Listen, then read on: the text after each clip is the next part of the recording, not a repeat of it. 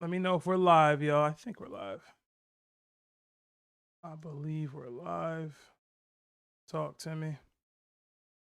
Yeah, it looks like we're live.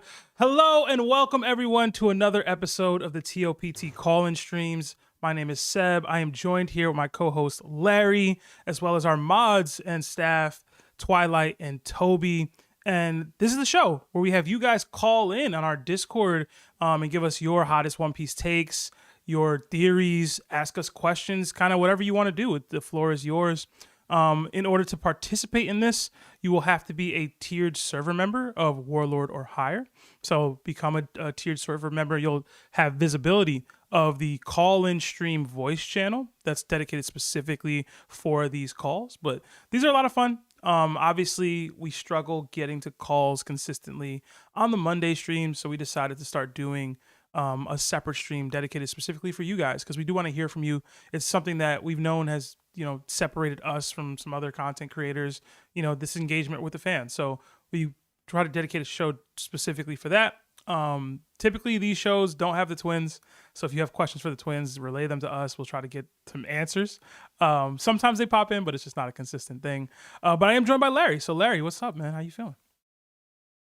Chilling, man. Just want to say what's up to you guys. Thank you so much for being here at the call-in stream. Sorry we haven't been consistent with this week to week, but Seb is free.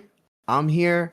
It's going to be a good time, and I can't wait to hear from all of you. So thank you so much for all of you for being here. Please like the video if you don't want to donate or super chat. That's okay.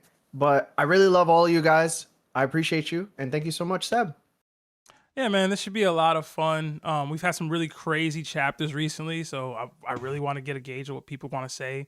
I'm sure a bunch of theories have spawned from Imu's appearance, just seeing them in action. A lot of debate and discourse has been happening online in the One Piece community. I'm sure that y'all want to hear our thoughts on things.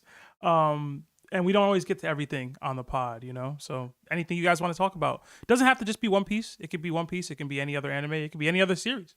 We're not just a One Piece podcast anymore. So by all means, like Larry said, hit that like button. It does help with the YouTube algorithm. And some more clarity on how this will work. Like I said, in order to have visibility of the call-in streams, you will have to, our voice channel, you'll have to become a tiered member on the server in our Discord. The link to that is in the description of this video. Mods, if you can, post the link itself. And in general, I know some people just don't have that kind of financial flexibility right now. You can also join the call waiting room, and then people can donate your way in. So sometimes we get a lot of generous people that donate gifted memberships or donate dollars specifically to get callers in. So even if you guys don't have the financial means to jump in and be a caller consistently, you might still be able to get yourself in here on a gifted donation.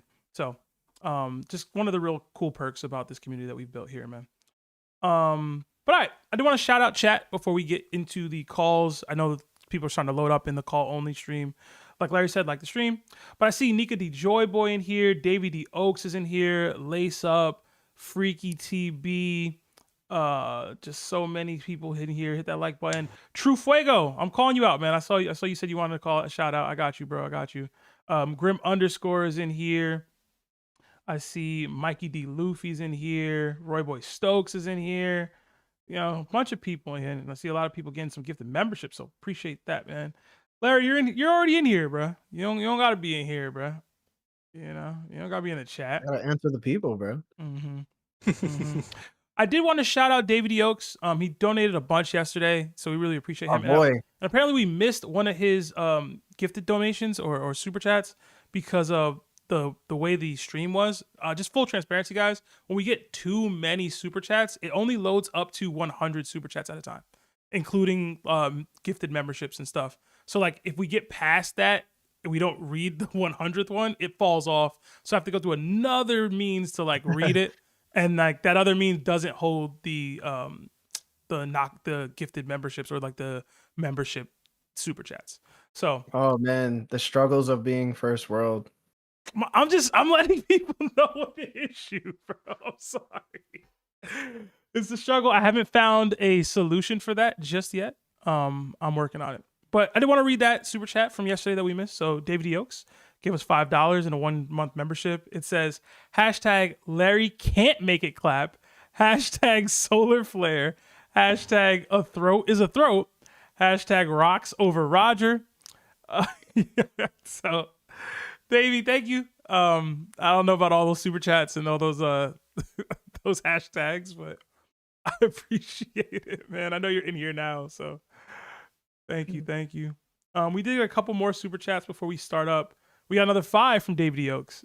It says, hashtag a throat is a throat. Hashtag Larry can't make it clap. Hashtag best book club. Hope you're all doing good. I'm ready to hear some good theories. Like the stream, everyone. Yeah, like the stream, guys. It does help with the YouTube algorithm. If you guys want to engage with people, share this to people. If they want to, do you want to see people give their theories? Let people know. They can pull up. But thank you.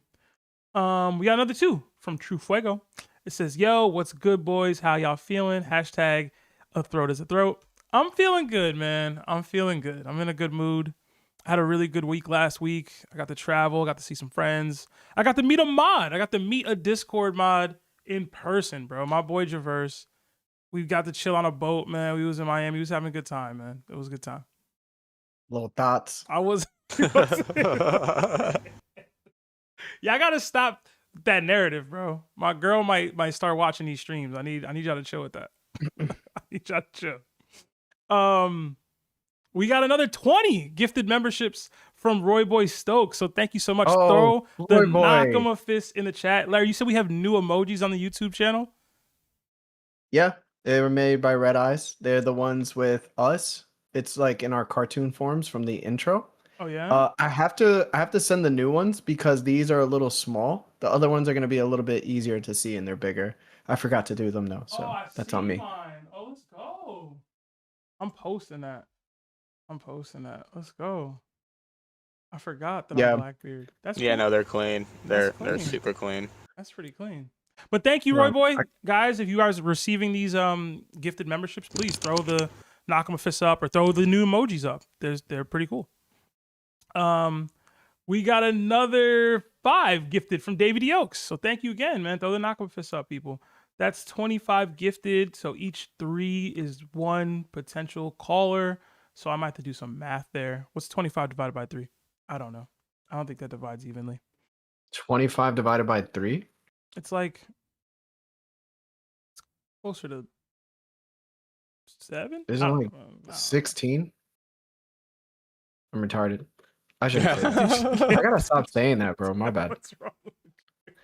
I said it's like 7 and a half. It's like 7, bro. 7 and a half. Yeah, something like that. 16 is crazy, bro. All right. I short-circuited my brain for a second when he said that. 16 is wild. We got another 15 from Mikey D. Luffy. It says, Seb, you dress like a gnome. Use this for someone's entry. I'm dressed like a gnome. That's how y'all feel? All right, I'll add the hat. It's the hat. It's the hat. I'll add Yaz in here. So shout out to Yaz. Shout out to Mikey D. Luffy getting somebody in here. That's what I love to see about the community, man. Y'all don't just donate. Y'all want to hear people's thoughts and what people got to say. So thank you. We got another 5 from Larry's biggest hater. It says, we still letting Larry get away with saying Zoro's stronger than Loki. Hashtag Seb always right. Hashtag Larry takes suck. Don't be so mean. Listen, he It's so funny. Seb don't always be right. No one's always right. Nobody's always right. Always it's not right. possible. It's not possible. I will say, especially with Oda storytelling. I will say, I might not always be right, but I'm never wrong. Just early. No, you be wrong. Like, what the hell? Don't let him get that off. You can't tell, but I gave you a look, Seb, on that one. That's fair. Yeah, nobody's ever always right. It's not possible. We're not God. I've learned that people just don't watch the entire show.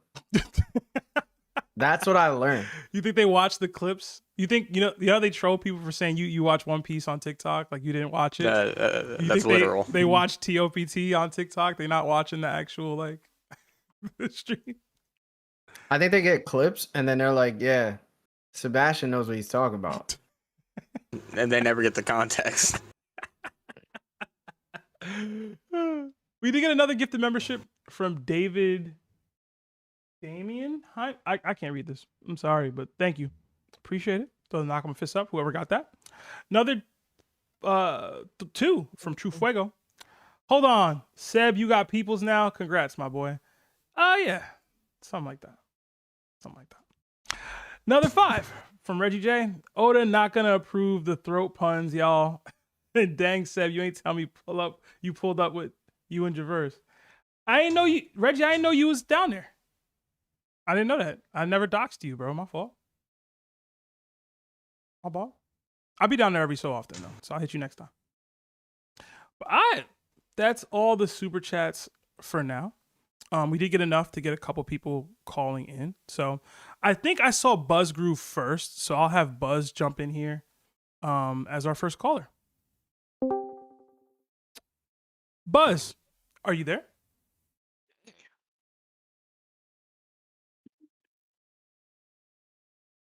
How you doing? Hey, how's it going, man? What's up? Oh, it's all right. A little under the weather, but I'm hanging in there. Dang, I'm sorry to hear that, man. Oh, it happens. So, I thought about just yelling at Larry again, but it's not worth it. The man's armament hockey it's too strong. He can't get through. You're Luffy. He's Katakuri. His armament hockey, it's too much. No, but I do have a few things that thought were interesting that I'd like to run by y'all. Hit me. Yeah, what's up? So I'll occasionally reread the roof piece, the rooftop fight between Kaido, Big Mom, and the Worst Generation, because it's so good. I love it. And something I noticed is that I don't know if anyone else has, but on the rooftop, Luffy never attacks Big Mom, and Kaido never directly attacks Kid and Killer. They only get swept up in like group attacks. Mm-hmm. I thought that was interesting. I was like, wow, Luffy really was just completely honed in on that one dude. Even when Big Mom was trying to be a problem, he didn't care. I remember we talked about that a little bit on the pod a few times about like Kaido was only going after Luffy, Luffy was only going after Kaido. Big Mom was kind of playing safety, hitting everybody, you know. Kaido, he would attack Law and Zoro, but only when Luffy wasn't in the fight. Right. Yeah. Anyway, yeah, I just found that interesting. Next thing. Do you think that Blackbeard has seen Luffy's new bounty poster? And do you think he knows what that white form is? Shanks, he seemingly knew. He saw the poster, he smiled to himself, so it kind of seems like he knows what that is. And Blackbeard, he seems to know a lot. Right. Like on Amazon Lily, he was like, holy crap, a Lunarian? Here? Mm-hmm. Yeah. And no one had heard of him. I would say he definitely has seen the bounty. Blackbeard seemed to stays like up to date on the going on around the world. Like Luffy's been a Yonko with that bounty for some weeks now, seemingly, right? So I think he's definitely seen it. Whether he knows like about Nika and the Nika form, it's tough because it's hard to say what Blackbeard knows and where he got his information from. Because we had like discussions about like what Rox knows. Like Rox wasn't able to like teach him anything outright, like at least not to our understanding. He might have gotten something from his mom that Rox may have known, but to our understanding, Rox wasn't overly familiar with Nika himself either.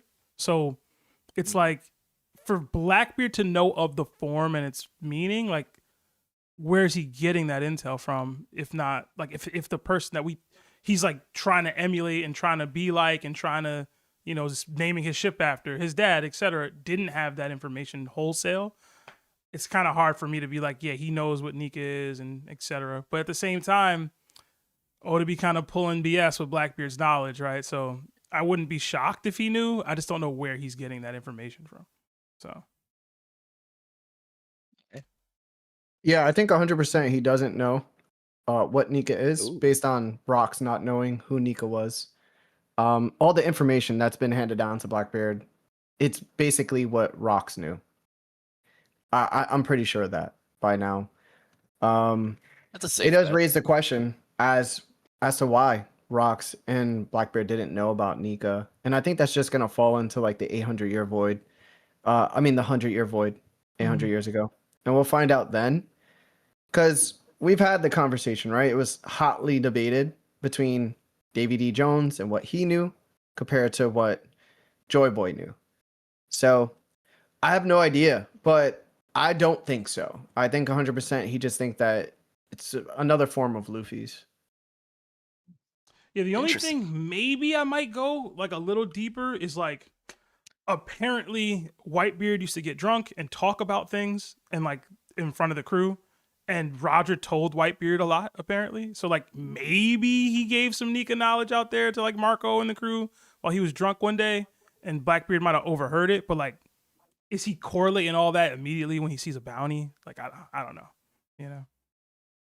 I don't think Marco knew about Nika because he Yeah. saw Luffy Right. in his white form, Right. or at least he saw his head when Luffy's head was knocked through the roof and Mhm. the eyes popped out. But he didn't like. There was no special like, oh that. Like he was like, what the hell? Mhm. So it was,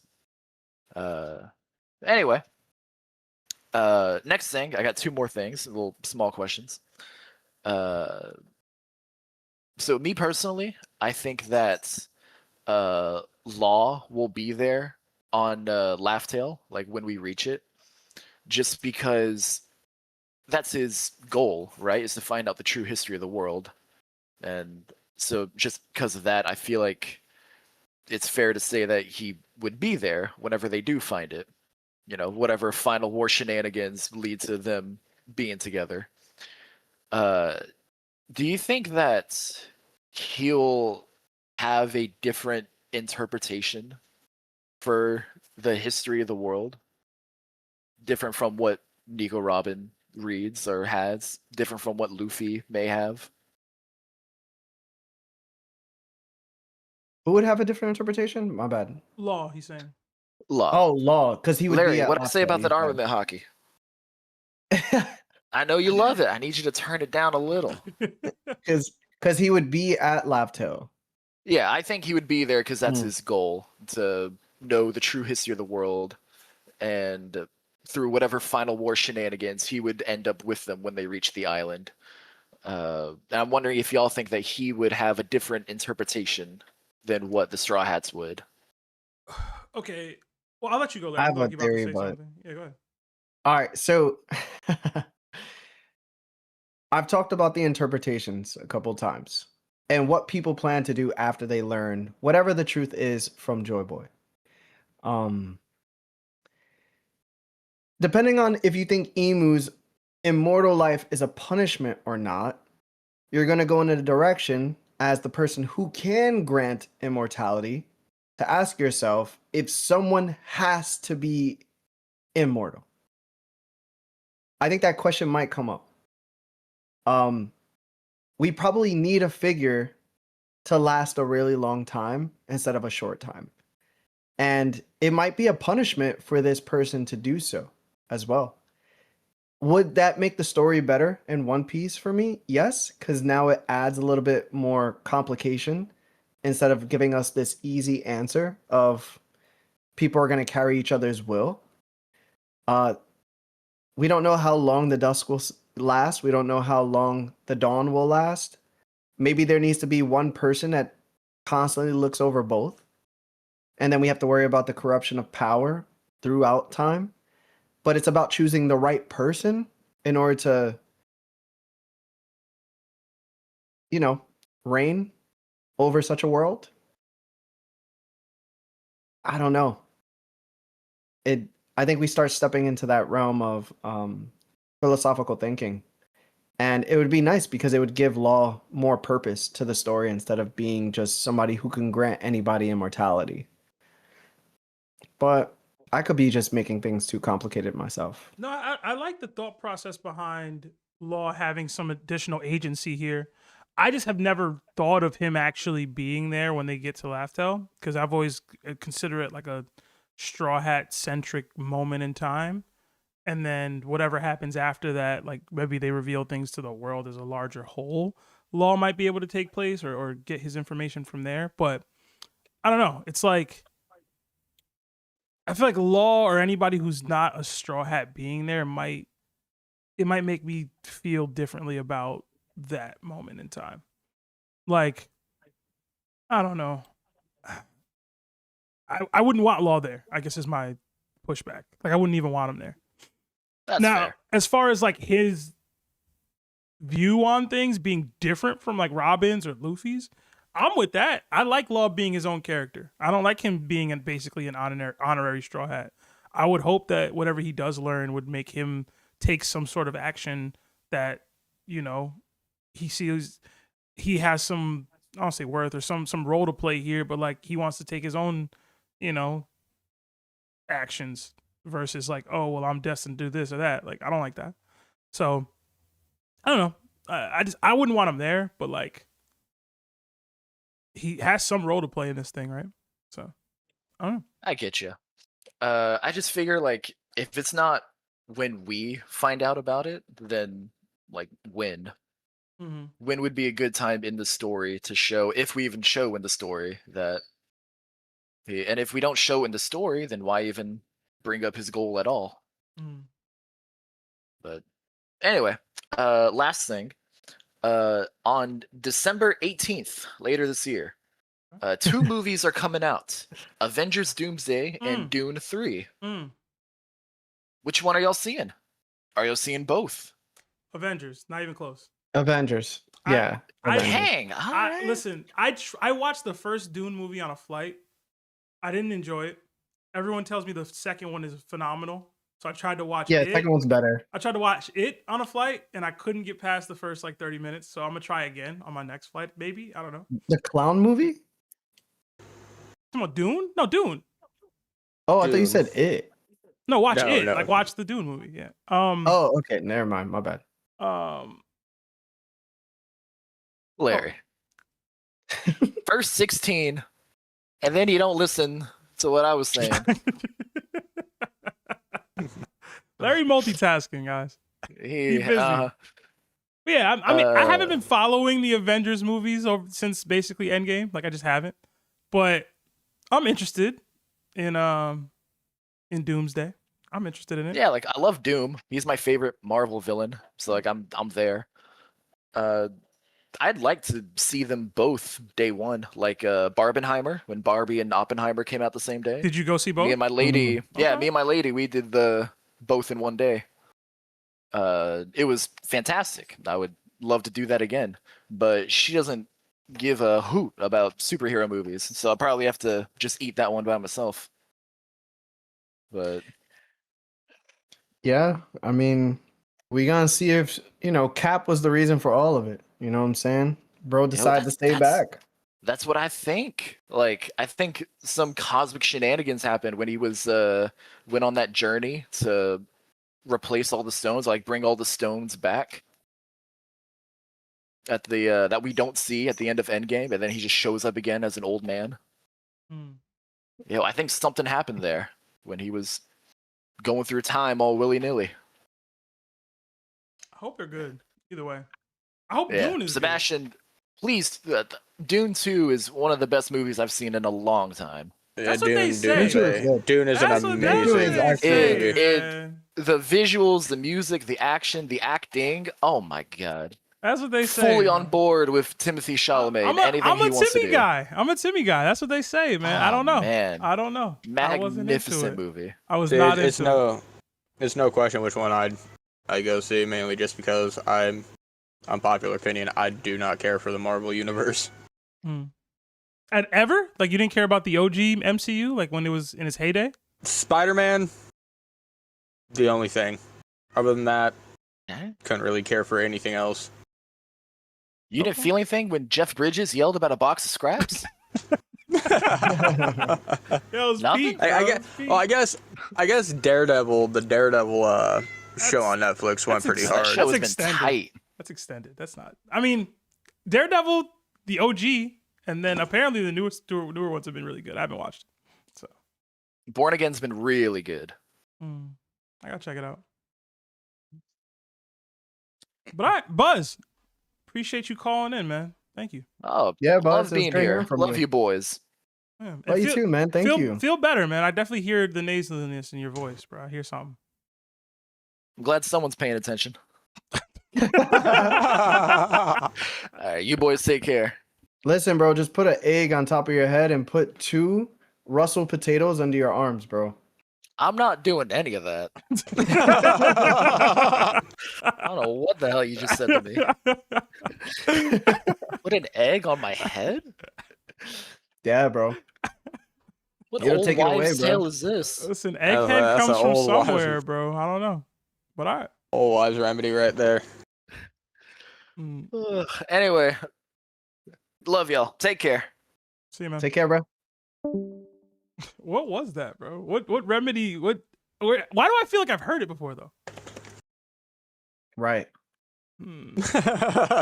Right. Right. Mm. See what I'm saying? You're Mm. ready. You heard it somewhere for a reason. Mm. It's in your blood. It's in your DNA. In your DNA. Mm. We did get another 5 from Your WadetheAsian. ancestors. It says, I want to try to enter a call this week. If I donate 5, will I get a chance? Yes. And where do I go in the Discord in the call waiting room? I'm glad you asked, Wade. We were able. I saw you in there, so I was able to drag you up. Just make sure you stay in that call waiting room section. But yes, 5 will get you in. Another 2 from Mo D. Luffy, but no super chat attached. He did follow up with another 5 that says, what if Imu wasn't always the bad guy and made a deal with the devil to get his devil fruit, and maybe it was Davey D. Jones who genocided the Lunarians? I mean, everything's possible at this point, to be honest. You know? It's all possible. I like to think that Imu is evil, or at least he was the cause of whatever negativity went down with the Ancient Kingdom. But I like my villains to be villains. You know what I'm saying? Like, you can be sympathetic on some level. I can relate to you, whatever. But, like, Dofi's still evil. You know what I'm saying? Like, I still want you to be evil. You get me? We got another... Oh, Larry, do you have anything for that before I move on, I guess? No. Okay. We did get another 10 months at Nakama status from ZZ Optimal. And then I don't know if they had posted the emojis or not, but it's like box squares. And I know I saw you post something in the YouTube chat about like the emojis have been fixed now. So I'm assuming that these were emojis that he had posted, like the new emojis maybe. Because there's 4 boxes. Yeah. Okay. Yeah. I mean, you probably have to. Are you seeing it through OBS stream? No, I'm on YouTube. Oh, you Might probably have just to gotta re- reload the page. Yeah, Oh, yeah, okay. because I had to reload the page. Okay. Yeah, Once I it did got it updated. while we're streaming, so it's a little bit bigger. And shout out to Red Eyes; they look so good. They're so They funny. do. Yeah. Let me reload and see what we talking about. Let's see what you're talking about. All right, it didn't change for the super chat, but I guess that doesn't matter. But ZZ, thank you for 10 months, man. It's a long time. We got Yeah, another probably won't change. 5 gifted membership from Davey D. Oaks. Appreciate that, man. That should get some more people in here. And then we got another 10 from Jabby89. I find it weird that oftentimes, mostly when possessing someone, Imu speaks in third person, referring to himself as Mu. But when in person in Elbaf, he said, I search for the killer of. Maybe there's something to that. Maybe there is something to that. I don't know. It's true, though. He has had that third person dialect. Larry, did you mute yourself? Because I can't hear you.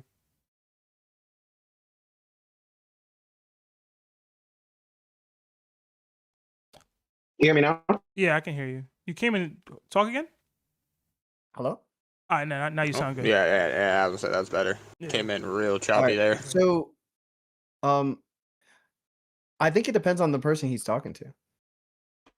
Yeah. Yeah, I think if Emu's gonna talk and refer to himself as one, I, Mhm. it's probably gonna be the other 3 gods that happen to exist amongst the 4. In my opinion, he's obviously gonna speak to Luffy a certain way and to Loki a certain way, and maybe even Chopper, but we'll see. Okay. I'm with that. Pretty cool. All right. We got It's like the Yonko, The Yonko have a a way of talking to others unless they talk to another Yonko. That's fair. And that's consistent too. Okay. We got another 5 from Angel Nieves. It says, what do you think the One Piece is?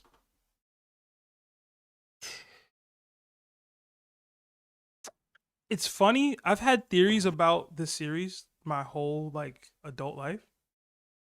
I've never really theorized on what the One Piece could be. Like I've never even attempted it. I've like never really gone in and been like, oh, this is what the One Piece actually is. Like ever. It's kind of wild. I think about it. There was a small moment in time where I thought it could be like a nomenclature, like misunderstanding of the pronunciation of the words, where it's One Piece, like WONPEACE.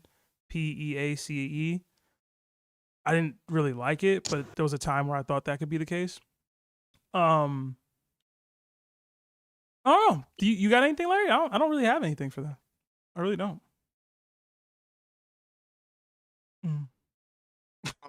I don't know. It could be anything.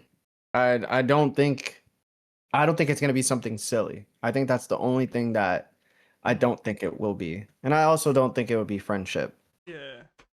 I think the closest theory I have is that it's literally just going to be the story as a whole.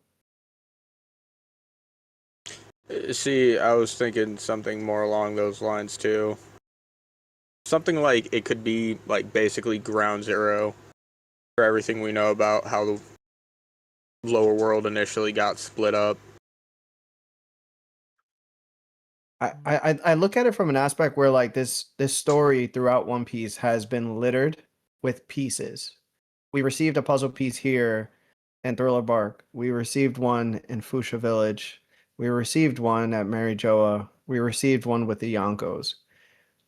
And now we're receiving one with Old Wano. You know, there's so many of these pieces and they're all sprinkled out and it looks like foreshadow. And I think that's also the genius writing of Oda. But since the One Piece is supposed to hold this story told from Joy Boy, it might just be the full telling of everything. And this is where the interpretation of looking at your full puzzle piece board of 1,000 pieces, and you look at it from, you know, a perspective now that you built it, like you know it all. And now what are you looking at? And I think that's when art becomes very important. And that's why people love art museums, because they can look at a picture and then see something that other people that can't see. So if it's following that same footstep and we're getting hints of that throughout the story, I could just see it just being a fairy tale, like a story, like something to digest and then decide what to do with. And also, I could also see Oda being like, hey, I'm such a historian that I know history repeats itself. So now, in order to stop history from repeating itself, you need to figure out what to do. And maybe Joy Boy's way of learning, probably, I don't want to say there's a previous One Piece from the first world, because I know Joy Boy and them are from the second world, but maybe Joy Boy received a One Piece himself, which was just another happening of events from the first world's Nika user. And when they tried to do something, Joy Boy believed the ancient weapons would be, I guess, the extension of the dawn, or to keep peace, or to find out how to not make history repeat itself. And then all of a sudden, history repeated itself anyway. Maybe. Yeah. Very valid. All right, we got another 5 from Smiths. It says, Seb, I can't believe you let these boys say Zoro blocked Imu's attack when we all saw his face get snapped back and swords fall out his mouth. Hashtag Zoro sucks. Yeah.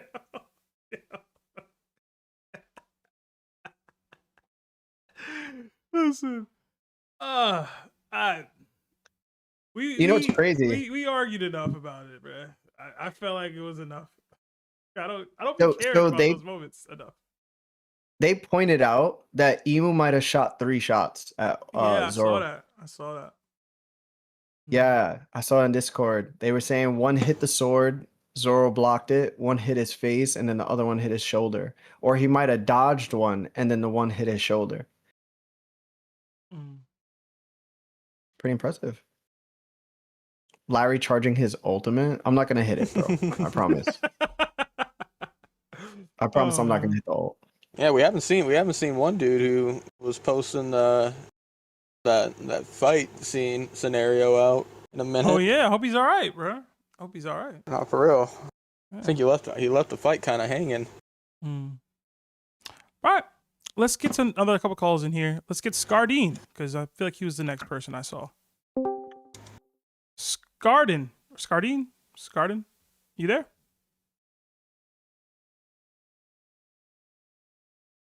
Scar, brother. No. All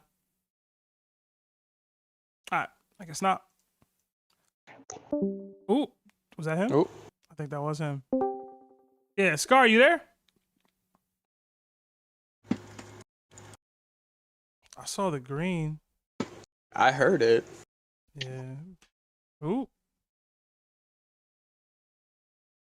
Scar going once. Scar going twice. All right, bro. Can't play all day like that. All right, let's get Delaney in here. Delaney, you there?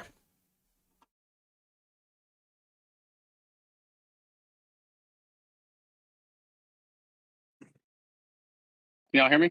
Yes, sir. Talk to me, man. Hey, what's up, man? How you doing, boys? Chilling, bro. Chilling. Good. So I just have this crazy thing I can't stop thinking about when it comes to Imu, Okay. and that is he just reminds me too much of Majin Buu. So I don't know. This has probably been talked about somewhere, but I haven't seen it. But like Mu, Buu, the Regeneration, the Domi reverse, he's almost like Majin, even though we don't know why Luffy and Loki can't turn. And I don't think I've heard a single thing out there that's gonna be it. I think that's where people probably got that idea from yesterday about hearts being pure. But not only that, so like you think about it, when this is kind of my thought process, and it's completely headcanon, of course, but we look at Imu and we see, we were talking about it first, like it's just a bunch of different races combined, right? Well, what happens to Majin Buu when he absorbs Gohan? Super Buu takes in Gohan, and now Super Buu is wearing Gohan's gi. Mm. So, what if the kings, the 20 kings, the 18 kings, or whatever, threw down their swords into a contract where they were absorbed by Imu? And that's why he's got all this different mixture of races in him. And the contract happened in the Holy Land, which is why he, somewhat takes damage if he leaves. It's because he hasn't, and this kind of goes into Cell, I guess, Dragon Ball, but he hasn't reached his final form because Lily got away. And that's why he needs Vivi, so he can achieve that final form. Not bad theory, bro. That's all I had. I just can't stop thinking about Imu and Buu. It's just crazy.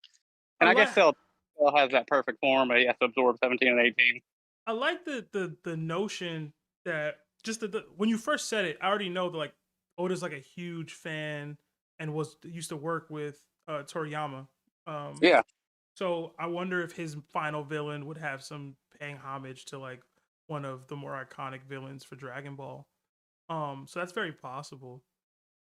As far as like the outfit changes and stuff, like I think we talked about it on the pod, like I just like the idea of like taking something from one of your ops. Like we talked about the skulls, we talked about the fit. It was like picking things up along the way, kind of. Yeah, like what if these are the like remnants of the former potential Joy Boys or the potential Nikas, like Joy Boy candidates as we used to call them. Like if Imu's just taking pieces of them and keeping them with him and even adopting their abilities in some way. Like I would like that. Just to make you stronger. But I mean, he might along the way. I mean, that kind of goes back into your question yesterday about how did farmers know about, yeah, the omen and stuff. Well, if Imu's gone through some stuff over the past 800 years that we just don't know about yet, then it's possible. Okay. I'll tell you this. It sounds like Imu found the Philosopher's Stone and just tried to father it out. You know what I'm saying?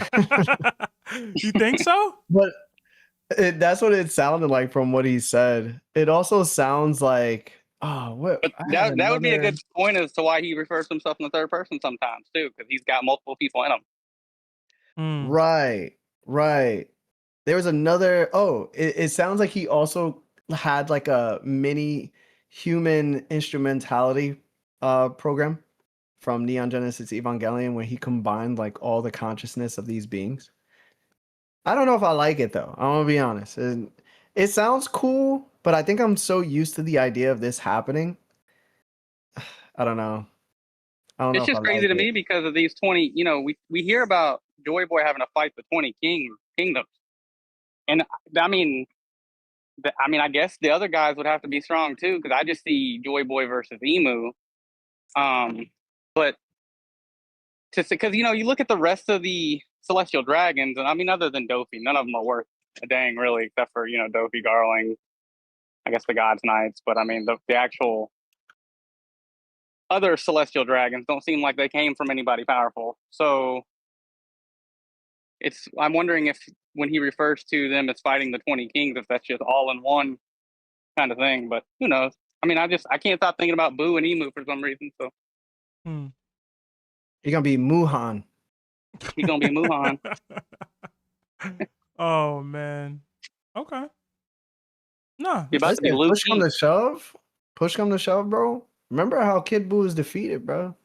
He got beat by the Daima, dog. That's just like a big punch from Luffy, low key. It is. That was it. That was the Onigashima all over again. Is that what we're calling it now? We're not calling it the Super Dragon Fist no more? What do you mean? He didn't use Super Dragon He got hit by Spirit Bomb. Yeah, he got hit by the Spirit Bomb. Oh, doggy. yeah. You're right. I'm tripping. I'm thinking of something else. But the only reason he was able to defeat Buu with the Spirit Bomb is because the Spirit Bomb is filled with positive energy. And Kid Buu was filled with negative. And that's the real reason why he wasn't able to regenerate back. So if it follows suit and Imu has all this negative Haki, maybe we just need some positive Haki. You know what I'm saying? Yo, F that. That's it. F that. You were just that. down for the pure heart theory, dog. I don't want to hear you. No. I was Heart, saying it was possible. I didn't say I liked it. I said I didn't like it. I just said it was possible. Listen, I'm good on that, bro. Spirit Bomb itself is a BS technique. It just is. It never worked. It really is. It really is. One. Why are you shouldn't be able to just do this for as long as Goku has ever done it. I don't care. Like, hold on, but it's never worked. He's landed it. He's landed it. It just didn't kill Frieza. Like, he landed on Frieza, it didn't kill him. I mean, I would say it worked when it works. It just doesn't win the fight. It got him to go UI. That's a win in my book. You know that's just Dragon Ball What If, bro. Come on. Oh, 100%. 100% that's plot. All right. Delaney, I got to get to the rest of these callers, though, man. All right? Oh, yeah, you got it. Y'all have a good night. I'll be listening. Oh, snap. Almost dropped them. All right. Such good guys we've had. Yeah. Let me get Midas in here because he was here for a while and he keeps dropping down. Midas, you there?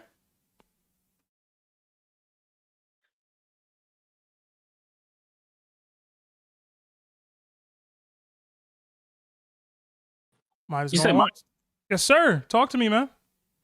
Hey, man, this is crazy. This is my first time on here with y'all, but I've been a member on multiple YouTube channels that I've had premium at different times. We ain't gonna talk about that. But what I'm about to say is that, bro, Larry, what's up, man? Oda is literally trolling you personally. I hope so. I hope he knows who I am. All this from just a random little throwback clip, and I was actually in the stream during that. But bro, in 15 minutes, you and Seb were arguing about Blackbeard being maybe the final villain. Mhm. And you said, I don't want a black man using darkness as the final villain. So it has to be Imu. And then 5 minutes later, you said, for Blackbeard to be the final villain, he has to be like a secret son of Zebek. Oh, no, this wasn't your ideas, Seb. This was still Larry's. Yeah. Like, Yeah. And now, But- now look at him. Look at him. He crying. Look at him.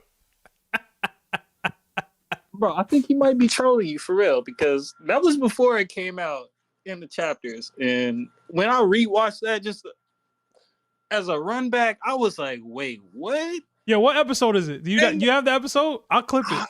I don't right this second, bro. I am a Nagama too though, so I'll put it in the chat. But yeah, man, it threw me off. What you think about that, Larry? You know what it is, my brother? I just think that there's a couple ways of looking at this, but the best way to look at it is like I'm like a inadvertently, mistakenly stepping on things I didn't know that was their profit. You know what I'm saying? Like I'm just out here calling it before it happens, and guess what? It's at my detriment. And you know what? That's fine. There's a W in there somewhere. There I is. respect it. Definitely a W. Listen, Larry, you definitely all you gotta do is what I say earlier. Never wrong. Just early, dog. Yeah, Yeah. I'm a little early. Yeah. A little early. Which is I why fall I was about upwards, to bro. ask. I was about to ask Seb his opinion on who is actually gonna get the One Piece, because Larry, I wanted you to contradict it as best as you could, so I can get the truth real quick. Because like, no, that was crazy, bro. But no, I ain't even gonna do that. I'm gonna cut it off short. Okay. I'll be in here again next week. But heck yeah, it was good talking to y'all, man. It's Derek. Well, I mean, PrinceMidas, I guess, on YouTube.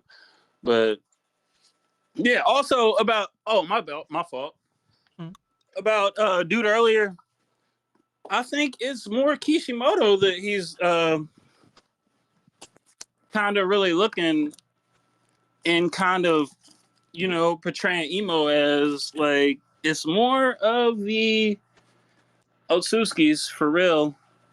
And I only think that because Oda and Kishimoto have both said that they're best friends, and they do all their character designs opposite of each other, all their color schemes, pretty much everything opposite of each other, and I feel like they influence each other more than Toriyama, God bless his soul, ever influenced Oda. I don't know what y'all think about that, but I'm gonna leave it at that. Okay. I think it's good to fondle ideas and then try to like create your own in conjunction with one another, because we might like this one a lot more than what Naruto provided. And as you can see, Kishimoto clearly fumbled with the Otsutsuki, right? So I just hope we're not getting Renegon abilities. And it seems like we're doing a little bit of Renegon right now. Oh Lord, man, it is, bro. It really I'm is. we'll see. If I see somebody's soul get sucked out of them on One Piece, I might have to put it down. I mean, Big Mom Right been when out Lionel here, does. bro. Big Mom been out here. That been a thing. Trying to get my soul. Oh man, not like I see what that be like. Hell.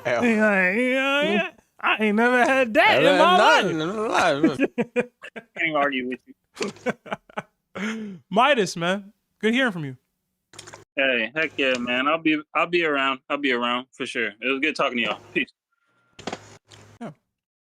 The second best Friday movie right there.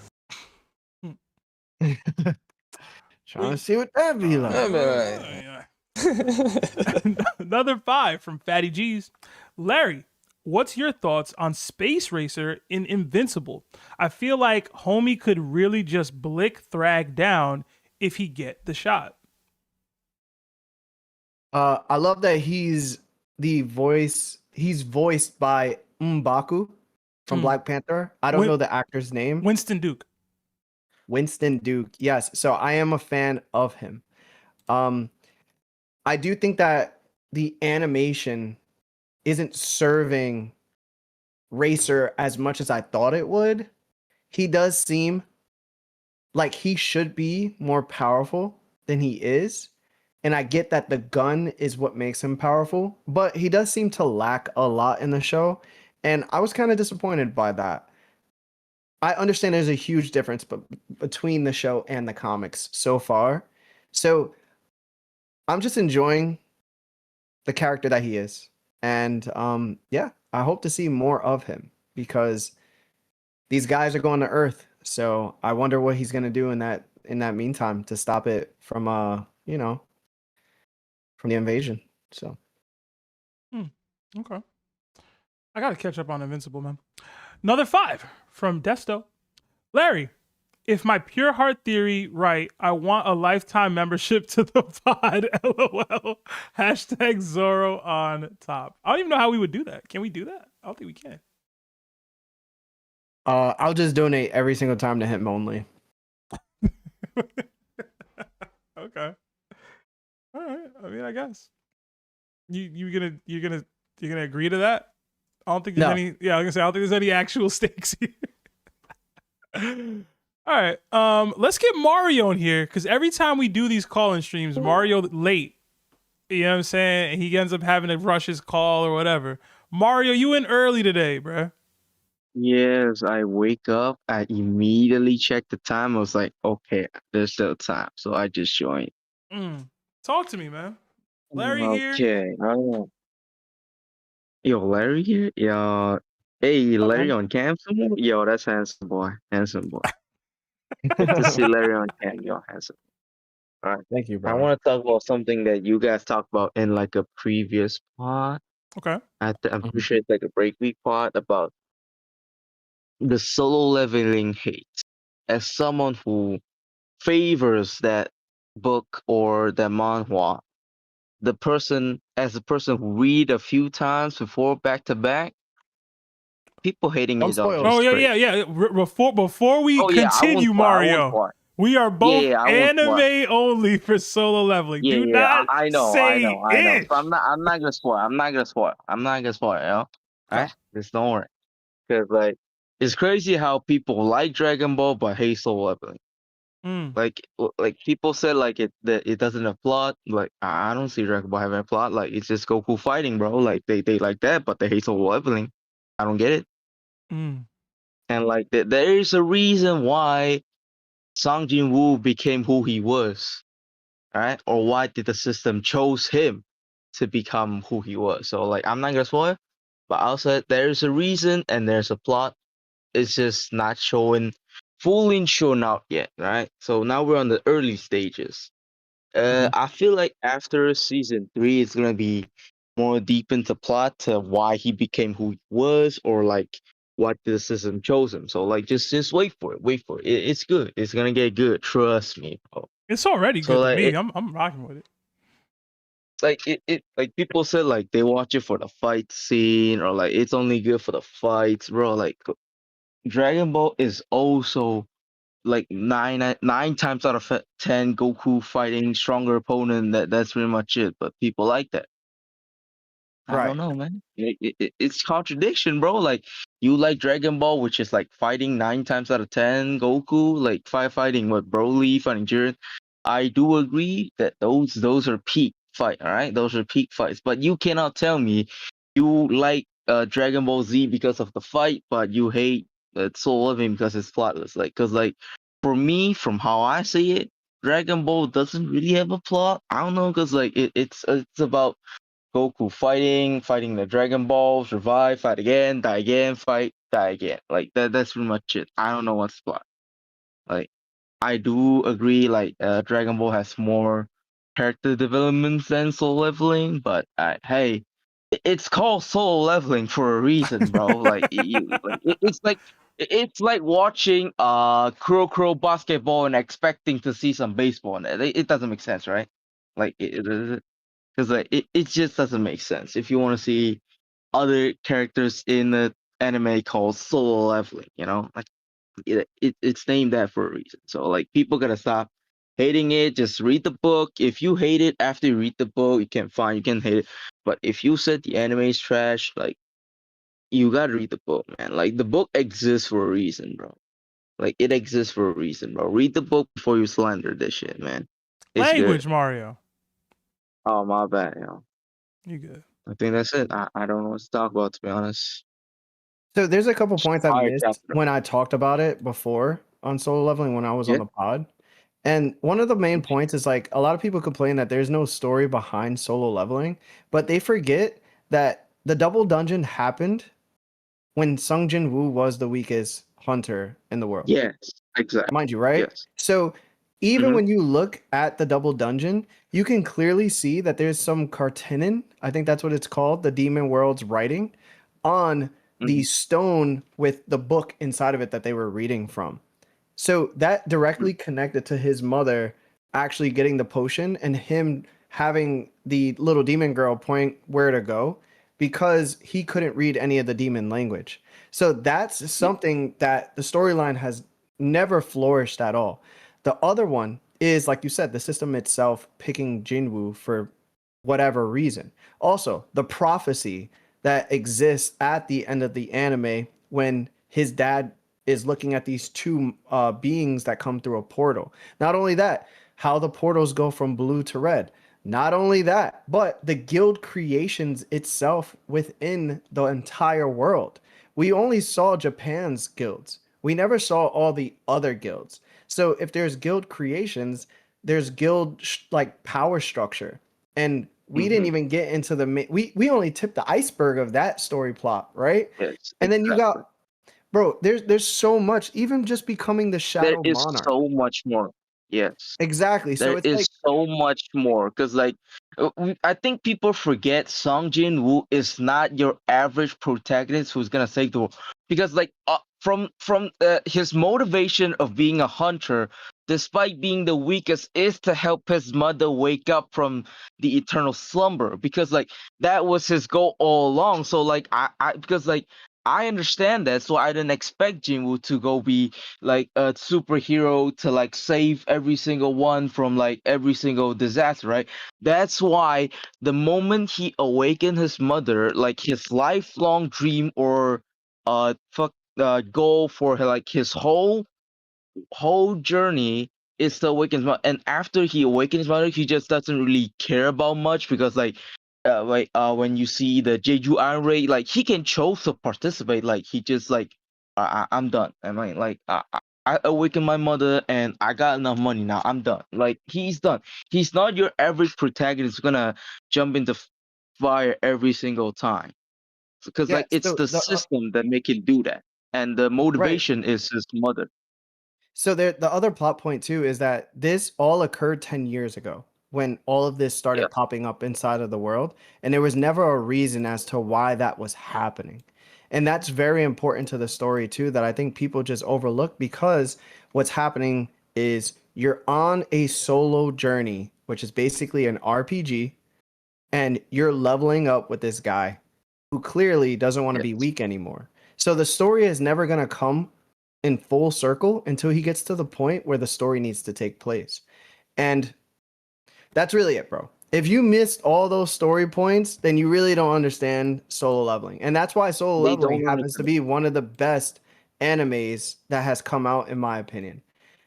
It's just phenomenal. Like I'm so interested in learning what's happening right now. And then the best part of Solo Leveling is all the little insinuations from like I think his name is Bakuru, the ice elf, or the mage orc that keeps saying, "Yo, he's not human. He doesn't seem human." Them glitching out, even in a demon world where the girl like glitched out and she like started Yeah. speaking as if she was the system itself. It has so many story points. It's very interesting. It's just people don't like to see you at the top, dog. They don't like when you great. They Yeah. don't like to see you great. Like, exactly. Larry, I'm gonna tell you this. Like, Now, don't tell me if you none. can't wait, Don't tell me read the none. book. Don't tell me none. Read I the don't want book, no. man. Read the book. I'm Read the not book. reading it, bro. Why would I ruin my experience when the anime is so good? It's supposed I to not be mean, dropping Not even for a gonna while, lie. right? Not even gonna lie. Not even gonna to lie. me, On was better than yo, the me anime. personally, I read the book I would say the book portrayed more better, but if you want to watch the anime, go ahead. I'm not gonna stop you because like the anime still does a great way of portraying, but I just feel like the book was better for me, visually and perspective. No, that's the thing with manhwas. Manhwas are just done so beautifully. Oh, exactly. I like It's- what I'm it's- seeing it's a right thing. now. You know what I'm saying? Hey, no, I don't wanna know- that's fair. You That's know what I'm fair. saying? That's fair. I'm That's good fair. right If now, you dog. feel I'm like what having a you're fun seeing time. right now, that's good. That's good. If you feel like the anime is good, continue watching. I feel like it's gonna get better because like the source material is still the manhwa or like the book. So, And Yeah. they're it's gonna be good. It's gonna be good. they're relatively like pretty accurate on pacing so far with not leaving They are pretty restaurant. too They much. just add a few It- things. They No, kinda add a few they've things, left a few things out, but they've also Yeah, added a little bit here add and a there to few kind of things, balance it out. I just hope he get good because like these solo leveling hitters need to die, man. Like you can't like Dragon Ball and hate solo leveling, bro. It doesn't make sense. I'm sorry. It just doesn't. Like it just doesn't, bro. That's real. Mario, I'm glad we were able to get you in earlier today, man. All right. Yeah. Have a good day. Oh, It's yeah, and, how early is it for you and right about- now? It's a 6 a.m. I wake up at 5 Wow. something or something. Wow. Blame I Sebastian. just yo. man, I need to get in. Oh yeah, and I tag you and Larry about the what's called the NL theory. You guys can take a look Okay. But in the ask me a question chat. You just need to scrub it up. I got I'm pretty sure it's like the day of Larry's birthday or something, or like it's a day before or something. sending Larry a Nell theories on his birthday is mad cute, bro. That is mad cute. I respect that, bro. It would have made my day if I saw it. Damn. Mario, have a good one, Hey, man. it's still not too late, yeah. Never. Mhm. Yeah. Okay. Talk to you later, man. Peace. Talk to you later, bro. All right. Yeah, I don't get the soul loving hate. I really don't. Like, People hate power scaling fantasies. That's at the end of the day what it is. but 'cause- even then, I feel like it's done better than most. no, it is 100%. That's why solo leveling got as popular as it did, even in the manhwa world. Mm. There's a lot of stories. Like as soon as solo leveling became as popular as it is, I could go to the site I read them on, and there's instantly like 40 clones, and that's Yeah. not even an exaggeration. Yeah. Like almost bar for bar, with just different character names. Like the stream, y'all. Let's get some more callers in here. Let's get Diamond. Diamond, talk to me, man. Hello. Oh, Yeah, how y'all doing today? Chilling, brother. How man. about you? Chilling. Doing pretty good. I don't really got like a theory in it, so I'm just gonna yap. Okay. This weekend I found out I'm pretty toxic. Okay. Yeah, my girl went to have fun with her friends, and she didn't have a good time, and that made me smile. So like I might, That's crazy. That's crazy. I need help low key. I low key feel Yo. you, bro. What's wrong Like, with I- y'all, bro? What's wrong with I Is feel it- you, bro. No, Can't help bro. it. I'm not here to judge, bro. We judge and we don't tell. You know what I'm saying? That's not. Yeah, But we but- listen. Listen, nah, I'm Nah, judge, judging. y'all we can don't- y'all listen, can we judge, don't bro. judge. You know, I admit it. I'm judging you, Diamond. That's wrong, man. That's foul. That's foul, bro. Why Hey, your My man, girl? feelings are validated. We're not perfect, bro. Why your girl can't have a good time without you, man? That's not right. No, I mean she can, but like with me. I said But, without you, bro. Nah, that can't happen.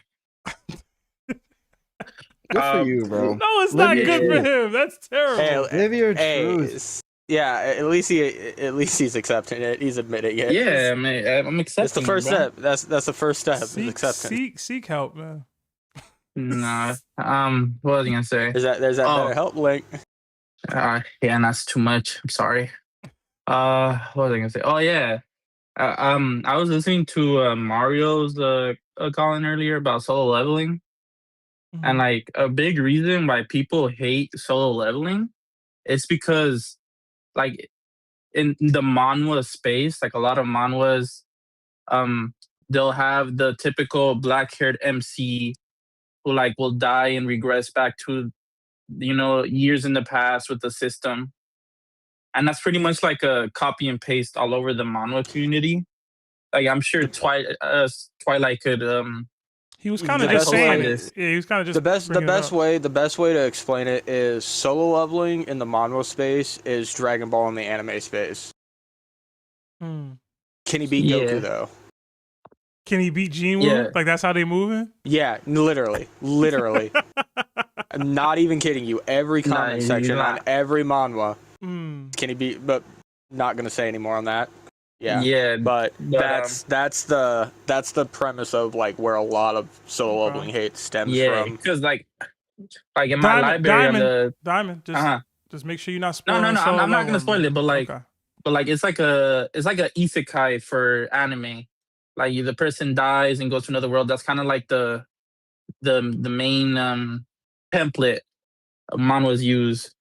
So that's like a reason why it gets hate, because there's a bunch of manhwas that are pretty good and like popular too, but like this isn't to be racist or anything, but all of them are like a slim, like good-looking dude with black hair who has a system who's like aura farming constantly, and like people are just kind of like, yeah, like, I like solo leveling. Like it's a good manhwa. It's popular for a reason, but Sex sells, bro. Do what you gotta do, man. like if it ain't broke, don't fix it. Right. But what was I gonna say? I had a One Piece question. Oh, I remember. A couple weeks ago, I forgot how many. It might have been maybe like 2 chapters ago. I think it might have been Larry saying that like if 2 admirals pulled up to Elbaf, like before Imu showed up, like they'll be able to like get through like the Straw Hats and the Elbaf Giants and Loki. I think it was Larry, or I think maybe Lawrence might have co-signed because Lionel wasn't obviously there. Lionel was so my probably thing there if is- it was 2 weeks ago. Lionel been showing up. And maybe on the, it's because like if I don't watch the stream, I'll just download them, and then I just kind of like play the Spotify podcast like when I'm at work. So sometimes it'll blend. Before you So I don't know continue, which episode. Before you continue, Larry, how does that impact our viewership? They download it instead of watching. It actually does. Is that better? Or Download worse? the videos. Downloading Download videos from what I know, downloading videos on YouTube does more for a channel than just viewing it. That's a premium member. You can't download I'm not too videos sure. unless you're a YouTube premium member. And as far as I know, I think that actually adds like more to the viewership or something like that. Because I've heard other people talking about how they actually ask people to download the videos. Okay. I just wanted to know. I wanted to educate myself. Sorry. Yeah. So Go like, ahead. I guess my question to Larry is like, if you think 2 admirals is enough, but you also, it might not be you, because I'm gonna be honest, I guess some of your guys' takes confused sometimes, because 1 week, someone will say something wild, and then next week other, and then depending on who's who, the twins will co-sign. But if I recall correctly, you got Zoro beating Green Bull. And whether you don't want to admit it, Sanji is relative to Zoro. So using like that power scaling logic, you got 2 admiral level combatants plus Loki plus Luffy, who we've seen, even though he didn't try, he went pretty relative with Kizaru, like an admiral who's probably like maybe just under like a Kainu and Kuzan. Like, do you still feel that way? If 2 admirals were to show up, they'd be able to handle the Straw Hats and Loki? So I don't remember what I said regarding the 2 Admiral portion. Um, I think I was mentioning if the Straw Hats weren't there and Loki was just there while, like, before Shanks was coming through, like, Mhm. before all that. Like, if they were just Elbaf, Loki's the only one there, send 2 Admirals, do what you gotta do. Because I believe we were talking about how Harold got beaten and something like that. And I was thinking like, yo, just send 2 Admirals just in case. Like, they'll handle all of Elbaf by themselves during that moment. I think that's why I said it. Now, if the 2 Admirals did come here, they wouldn't do that, right? Like, there's too many power hitters. Like, Luffy could take on an Admiral himself now. Zoro, I believe, can fight one. But the thing is, I do not agree that Sanji happens to be Admiral level or capable of fighting an Admiral at all. Barely got past the second commander. We got to start talking about first commanders. We know first commanders to Admirals is a big jump too. The same way Admirals to Yonkos are a big jump. There's too many levels for Sanji to compete at that level where he doesn't have Haki at those levels, right?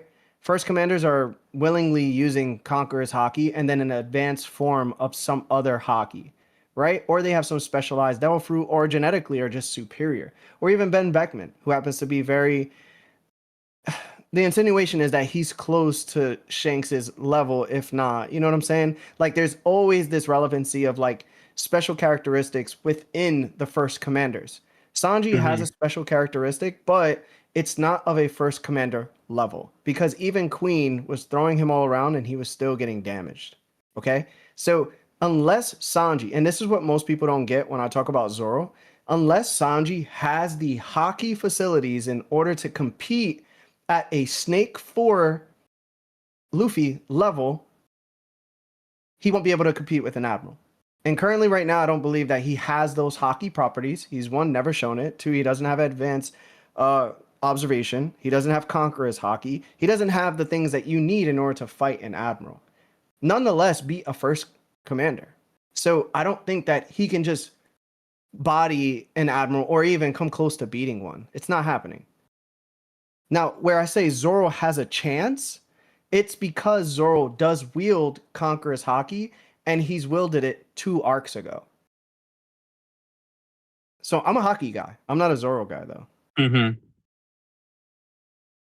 I guess my rebuttal will be like we do know that Haki can transcend all, but there's also other factors. Like I'm gonna use this example of Kuzan versus Garp.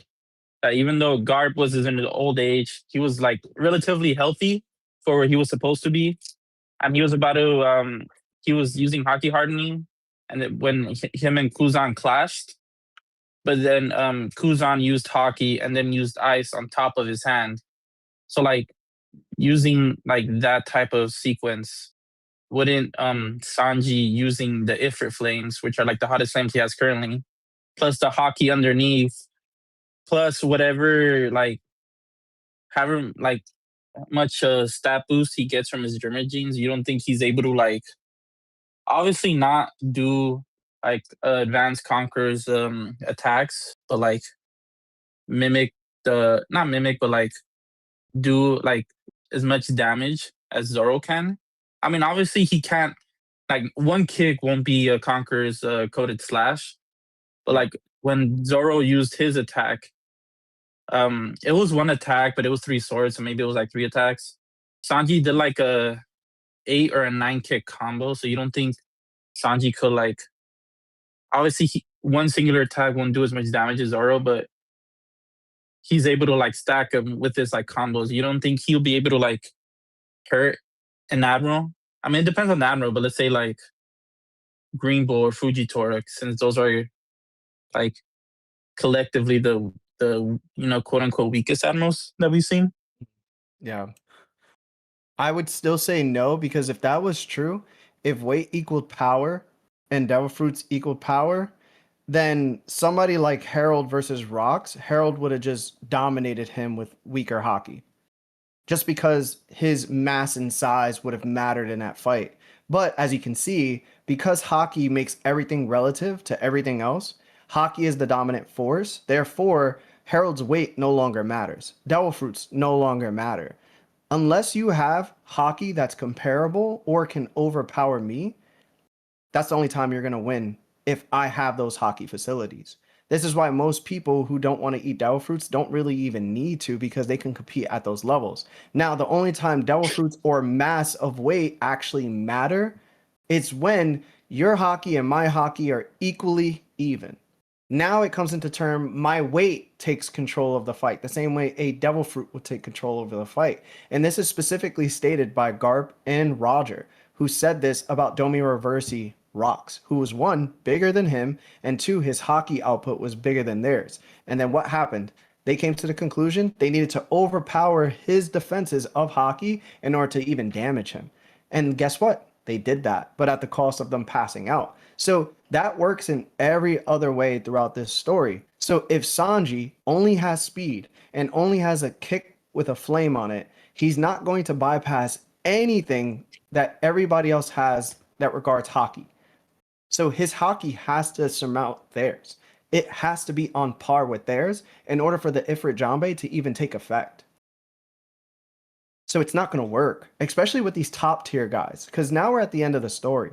And this is what I always try to tell people too.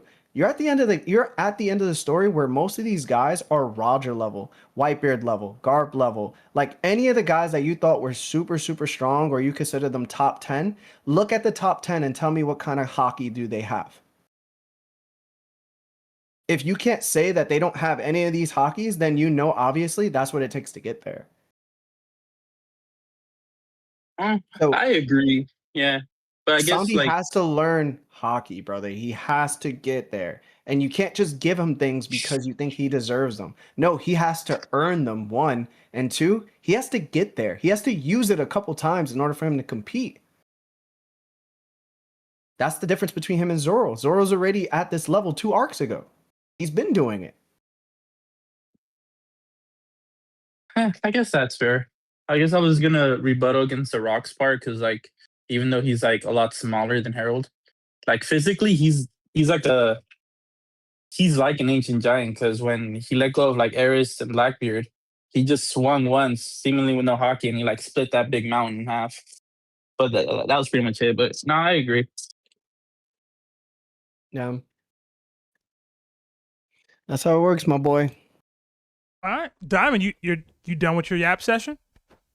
Now I got one more. Honestly, I used to be on Team Seb, but bro, you're really rage baiting the pod, and I recognize it because since you're the youngest, like my brother does it to me all the time. Listen, and I don't know why. I don't rage bait, bro. They just can't handle it. That's all it is. Nah, bro, you do it good. Seb, You're good at it. Yo, last night I didn't even look at Lawrence. I looked at Larry and put a finger up, and Lawrence was triggered by the finger. I can't make hand gestures now. That's just past experiences showing. That's what we on. I can't make hand gestures, nah, bro. You must have put him through hell because like. Yeah, y'all grown now, and Lawrence should know better. But if he still reacts this way, then it's either he hasn't gone over some stuff with you, like rage baiting him as a kid, or you're just that good. My man said we haven't seen 5 Vice Admiral five Haki using giants. He said we can count it on one hand. Yeah, I was like, there's like 5 Vice Admirals, bro. Like, what are you talking about? That's one hand. Nah. He was on one with that take. I disagree, but it was just funny to see because Larry's trying to, get on with the chapter, and then you weren't. Yo, I didn't say anything, bro. That's what I'm saying. Y'all say I rage baited. I went. Hey, rage baiting doesn't mean you have to be saying you something. You can't silently rage bait, bro. I'm sorry. I'm not that talented, bro. Yeah. No, you can, because those memes when like your teacher is talking about a serious subject, and then your friend in the back looks at you with his face. That's what you were doing, bro. But I didn't even look at Lawrence. I looked at Larry. Yeah, like your level of rage bait is like if Lawrence is the Sea King that bit off Shank's arm, you looking at him to make him go away is your little rage rating, while everyone else is like, Luffy, you have to like hit him, land him. Mm-hmm. You're just that good. Sebastian just sneaks these little things, Yo, bro. Y'all it's don't so see it, crazy. bro. This is so crazy, bro. They saying trigger finger in the chat. It's stupid. Nah, but it's funny, bro. They always, every debate, Lionel or Lawrence always bring up like an old take you said or something you believe in that's unrelated. It's so funny. Completely unrelated. They're like, well, you said this. Yeah, every time. That was just so funny. Sebastian does rage bait, bro. Because I've been he does putting it on the pod. I've been putting Yeah, belt he to does. ass since I was in high school. That's why. Y'all just don't know, bro. Y'all don't have to deal with it. Y'all just in the audience, just Yeah, nah, we're judging everybody. But if we you was have on this side of the Sebastian on the table, weekends, Oh, y'all have him for the rest of the week. listen, bro. I don't be doing nothing crazy, bro. I just Nah, but that was all I had for today. thank you, man. Appreciate you coming back. All right. Yeah. Diamond, have a good night. All right, man. You Good too. night, brother. All right, you too. Peace out, Diamond. All right, later. Twilight. Y'all really try to say I'm rage baiting to this degree. There's no way, bro. There's no It's a way. fact. I gotta use the statement. bathroom real quick. Dang, I do too. It's crazy. I'd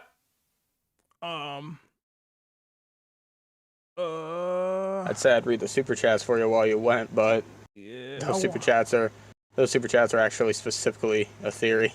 Yeah, I don't know. And like one of them specifically towards Larry. Mm-hmm. So, all right. I guess I'll get another caller in here briefly. Let's get Wade the Asian's been waiting a while. Wade, you there? Hello? Hey man, how's it going? Good. How are you guys doing? I'm good. Larry had to run to the bathroom real quick. But I know you had donated to get yourself in here, so I figured we'd talk to you. What's going on? I can't believe I'm actually in here. What's not to believe about it, bro? It's very believable. Oh, y'all are like celebrities in my eyes. We ain't listen. I still live behind a funeral home, bro. As you can see, no celebrity status over here. People just Oh, like it's you, brother. good to finally talk to you guys. I mean, I've been a fan for a little over a year, like something like that. Yeah, man. What's going on? And my main thing I wanted to ask, and it's mainly, well, not mainly a Larry thing, but I know he will react the most about it. But so I had a super chat the other week regarding about rocks, and like we've never seen him actually mention anything about Haki, as far as I'm known.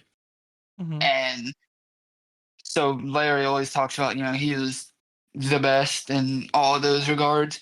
But could it be, so since he doesn't know anything about Haki, or at least so far we know that he doesn't know anything about it, could it be that he was kind of like Zoro and just whenever he attacks, he just gives it everything he got, like Zoro did until he realized, oh, I'm actually using Haki? What? What are your thoughts? I don't think it's fair, and Larry's back now, but I don't think it's fair to say that Rox was like underdeveloped or less knowledgeable about Haki. Just like we didn't see him engage in Haki conversations at all. Like he didn't have any means to need to do that, right? Like he was just leading a crew, trying to find treasure, trying to enact his master plan. Like when was he gonna have Haki conversations to be like, oh, this is that, this is this, et cetera, et cetera. That I fully agree with. And like he was like, using seemingly advanced forms of Haki, in my opinion. So it's like, if you see him using it, like I don't think we have to be like, oh, he should be doing this or that. He's not saying this or that. Like I don't think it's fair to do that to Rox. But in terms of what you're saying, could he just be like a Haki savant, where like he's able to tap into these things without any real knowledge? It's possible. I don't know if it's the case, but it's definitely possible. I know you said you wanted Larry's take on it, so I don't know if you were able to hear what he had asked or not, or said Larry. So by all means, Yeah, I did. I think it's completely possible he didn't know what he was doing, and he was just chucking Haki as Lawrence would announce it.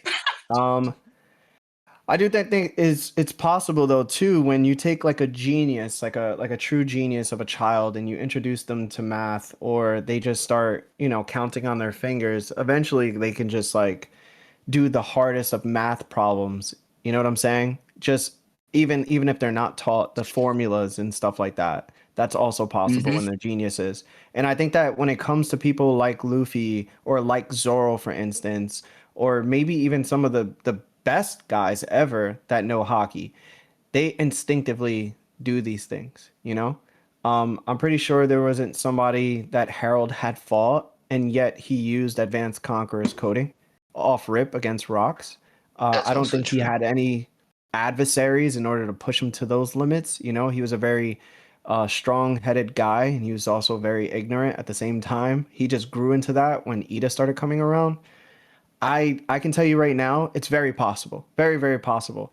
I do think that there's the other side of the argument too, where I've been told that Roger has fought Rocks, or Rocks has been in these Davy back fights, which did include Whitebeard, and he might have fought Whitebeard for taking Whitebeard onto his crew at some point, or even any of the other guys. And I know that they have hockey. So I'm not going to sit here and say that they talk amongst each other with hockey, but I do know that at some point Rocks had to figure out this guy's not touching me, the same way Luffy said it about with Hyogoro, but they're still capable of hurting me. And when Rocks figures that out, he starts doing it too, in his own way, instinctively. The same way Luffy figured out that Kaido could imbue his attacks with Conqueror's Haki and not be able to touch while hitting at the same time while utilizing Rio. You know what I'm saying? That's Luffy. And Luffy by some are just like really dumb, but his IQ for fighting is very high. I could say the same thing about Rocks, because Rocks seems to share a lot of similarities with Luffy in terms of like goals and stuff like that, and the way they're so free spirited and how devoted to their ambition they are. I can see it. So I can see both sides of the argument. Okay, I like that. I like your side of the take and just the thought process about it. Because obviously Rocks was that dude. There's no doubt about it. So no, that's a thought that I've had for quite a little bit of time now, ever since we started to learn how strong Rocks was and just things like that. So I'm really happy to be able to bounce that off you guys and get both of your takes. Yeah, thank Yeah. you for asking, bro. And Wade, you're always so And generous in the chat, man. So thank you, truly. Yeah, you really oh are. yeah, of Thank you course. so much, Wade. I thought it was the funniest thing when you guys read my name for a super chat for the first time, and Larry was just like, "I hope you're really Asian." Yo, I are was about you? to ask you if you were. Are you, bro? Yes, yes. Okay. So all my right. mom's full Japanese and my dad's German, so I'm half. Oh Wow. wow. There's a lot of wild Did he stuff in y'all go? history, man. The 40s was a wild Did time for he you. did he go to Japan, or did That's she go to wild. Germany? No, so I actually learned that recently because I told my I started a new job in the past year, and they were like, "Well, who are your parents?" And I was like, "Yeah, a German and a Japanese person." They were like, "No way!" So they were just as intrigued by you guys, and obviously there's some history between my ethnicity, but yeah. So my dad actually met her in California, obviously 20, 30 years ago, whatever. Does she speak Japanese? Like, was she born over there? No, so my mom was born in California here, but my grandparents both know on my mom's side can fully speak Japanese and understand it and everything. And I'm actually starting to with all the anime I'm watching, which is pretty cool. Do you look more Japanese or do you look more German? When I was younger, I definitely looked more like my mother, but now as Uh-huh. I'm getting a little bit older, like I'm 25, I Damn. You're a white man, definitely bro. You're a white man, bro. You can't even go back to Japan because they're gonna look at you crazy, bro. They're gonna call you Gaijin, man. Guys, Hey, I got the eyes. I got the eyes. Yo, my bad, bro. I made a joke about your family history, considering, but it's all It's all good. It's all jokes. Wait, It's all in good spirit. so do you know family in Japan right now? Like, do you have any contact with them? No, I do not, and I don't know if I do. That'd actually be a good question for my mom. Yeah, you should look into it, man. I remember I took a DNA test just to see like where I come from, like all of it, just in case I was like, I wasn't informed about some of it. And I found out that I have Puerto Rican family, bro. And then all of a sudden I'm in Puerto Rico chilling with them and they're like the best. Oh, that's sweet. That is sweet. Yeah, bro. Now, Catch up, man. You never know, bro. I'll have to look into, and if anything, I'll have to let y'all know in the Discord. Facts. Definitely do it. And then, what else? There's another thing I want to talk about. Oh, yeah. So I got my friend to start watching One Piece, and he just got done, or basically just got done with the East Blue arc, or East Blue. And oh my gosh, am I excited for him to watch this. Because I'm going to start going through and rewatching all the episodes and like watching all the episodes kind of with him. So that should be fun. Just don't be spoiling him. Oh no! I'm doing everything in my power to try to not spoil him or anything. Like I got this playmat for the One Piece trading card game. I was like, I want to send it to you, but I was like, but it's got spoilers on it, so I don't know if I should. I was like, well, just look at it, but really quickly. But I'm trying to keep him unknowing about anything. Okay. But yeah, I mean, it was great to be able to call in today. I know you guys got other callers, so I'll get out of here and let y'all get to them. Thank you, brother. I appreciate you, man. Thank you so much for always supporting us too. Of course. You guys are the best podcast I feel like around that I listen to, because I've listened to a few podcasts, but this is the only one that I find myself dying for Mondays. It's Sebastian, man. Sebastian, mad cute and cuddly, dog. Sebby Webby's a hashtag Sebby for Schwan, bro. Get a little Sebby Webby Chan.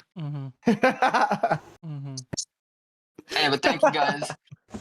And I hope you all have a good one. Wait. You too, man. Have a good one, man. Yes, sir. Yep. Peace. All right. No, Schwebby Schwan. We got a couple super chats. I wanted to wait to read them until you were back, Larry, because it was like a full theory. And I wanted to get your take on it. So yeah, they're from Xavier O'Dilly, so it's like consecutive $5 super chats. So first up, he says, "What's up, guys? Just wanted to post a mini theory. I'm headed to work tonight, so I can't call in, but please give me your thoughts. Is Chopper the only one who can one-tap Dami Reversi victims? Earlier, I mentioned thinking that conflict between Imu's devil and another devil fruit allowed him to one-tap. Then I realized that Loki made physical contact with Dami Reversi Herald with his claws after he ate the legendary devil fruit. This means that it takes more than just physical contact with a devil fruit user to undo Dami Reversi. So I think it's a bit more evidence that Chopper is the forest god. Thoughts?" It's definitely more evidence to some other special ability going on, like where it's not just the fact that he has a devil fruit or the fact that Luffy and Loki have devil fruits is the reason why they can't be Dami Reversi. Like it's definitely more credence or proof positive to it. I've always thought the devil fruit thing was just too simple. I just did, I'm pretty sure contact was also made with like Big Mom Kaido and Whitebeard. You know what I mean? So I think that was another proof point that it wasn't just devil fruit contact. So yeah, I don't know if it's more proof that Chopper's the forest god. It's just more proof that something else is happening than just the devil fruit thing.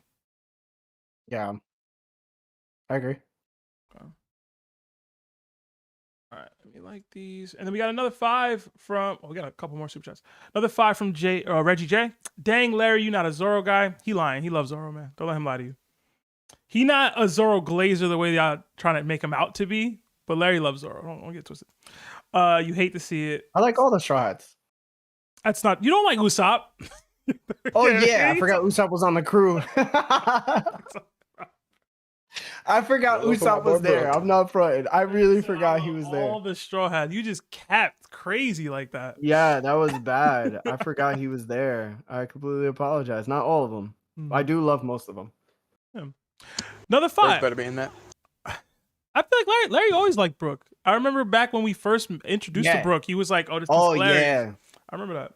I Larry was even big fans of Brooke and Frankie. Larry even used to do the like 90-degree thing. Like he used to do it. Oh, that is. I wish you had video. I wish you had videos of It that. used to be so dumb.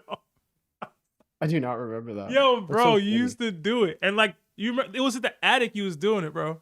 And I was like, bro, our walls are mad like thin. Like you might break this shit. Don't do that. Oh man, another 5 from Wise Life. It says, "What's up, fellas? Got a couple matchups I want to hear your thoughts on. Killer versus Cavendish, Croc versus Lucci, Kobe versus Law, big business, hashtag big business, bro, hashtag Sebimaru, hashtag Larry Joa." Killer versus Cavendish, I'm gonna go Killer. Even with the Hakuba mode, I'm gonna go Killer. Croc versus Lucci, I'm gonna go Lucci. I think it's just not a great matchup for Croc. Lucci has the Haki, he has the speed, he's more durable, more tenacious, and I don't know that Croc's gonna be able to like drain him with his like sandstorm stuff and like the. You don't have to say pause, bro. Oh, you heard that? I saw you fixing to say it. I have Lucci, and then Kobe versus Law. I have Law. I just don't scale Kobe too high, and if Law was taking shots from what we saw him taking at the rooftop, I think even honesty impact as much damage as it might do, like Law would be able to take it and continue fighting.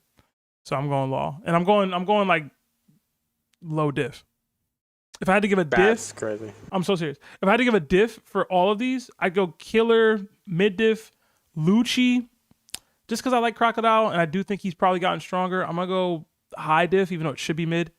And for Law, I'm gonna go low diff. Killer, Lucci, and I would go Law. Yeah. See, I can't I'm the- depend I- on Kobe going Kobe not full taking throttle Law, bro. What are we doing? every time. He's the, not- the only the only one I'll take it. the only one I disagree with is I'd give that to Cavendish. Over but- Killer, really? Yeah. You really like as cool as Cavendish is, like Robin was able to stop Hakuba in his tracks. You know what I'm saying? Like Matchup. she ain't need to be Demonio Fleur or nothing. She was like, "Hey man, calm down," and that was it. Like I listen, I like Cavendish, but like Killer was on that rooftop. Killer's stronger than Cavendish, bro. Like if Killer's not stronger than Cavendish, we got bigger problems. Kid had bigger problems than I thought. If that's the case, bro, I'm gonna be real with you.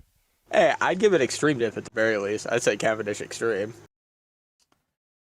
Bro, I feel like that would actually Cavendish be a didn't good- even take out a good Rebecca, fight. bro. Like you know what I'm saying? Like I'm not trying to knock the guy, but like Cavendish he cool. You know what I'm saying? Like he good. Like he's not boxing with Killer for real, bro. Maybe I'm tripping. Maybe I'm Saying tripping. it'd be a good fight. Maybe I'm tripping, man. It'd be a cool, nice little mid diff. I'd like to see it. I don't know if you remember my theory, Twilight, that I had about the Cross Guild Presents, where it was like Kid would have to fight to like get his to get freed or whatever. Like Kid and Barto would have to fight because they would both be captives of Shanks. And it would be like the undercard of a Luffy versus Shanks, like Straw Hats versus Red Hair Pirates. And in that undercard, it was going to be Cavendish versus Killer and Barto versus Kid. And it would be how Kid would have to learn how to overcome the barrier and all types of stuff. Like it was a whole theory I did. So like it's not that I haven't seen the vision of that fight, but I had Killer winning when I had that theory. You know what I'm saying? That's fair. That's fair. Yeah. Damn, that was forever ago, man. That did not happen. That theory did not take place. All right. Anyway, we got another 5 from Obsidian Brother. Question for Larry: with Loki's comment about Imu having to face him in this world, do we still believe there's no underworld / abyss? #TOPT, #Law was right. No, I think still it's the whole. He knows that Mary Jo is up there. He knows about the Holy Knights. He knows that they don't come down like that. So when they do come down, they come down to the Blue Sea, right? So it's his world, from what he's saying, while they have theirs. Mm-hmm. Another 2 from Mo D. Luffy. My theory is that Davey D. Jones was Joy Boy's Loki. What do you think? I'm with that. I've had this whole like rivalry comparison thing going on for a while. I would probably say he might be closer to his I think yeah, he probably was. Because like we have the Roger Whitebeard, Shanks and Mihawk, Rox and Harold, you know. Like we've had these like parallel paths of great pirates or great figures at the same time before. And I do think like if these are the 2 big names besides Imu in that era, he probably is just his, you know, Loki or Whitebeard or his Harold, you know what I mean? So I'd say yeah. Another 5 from TK. I think that Imu was an outcast in the Lunarians and they had treated him horribly. That's why he massacred them, because he had a different flame. And Lunarians could have had a prophecy just like the mural saying that he with black flames will end the race or something like that. That would be interesting. For whatever reason, when you said it, it reminded me of Chopper's origin story with him and the reindeer kind of outcasting him. And the relevance that Chopper seems to be having in the modern day of the story.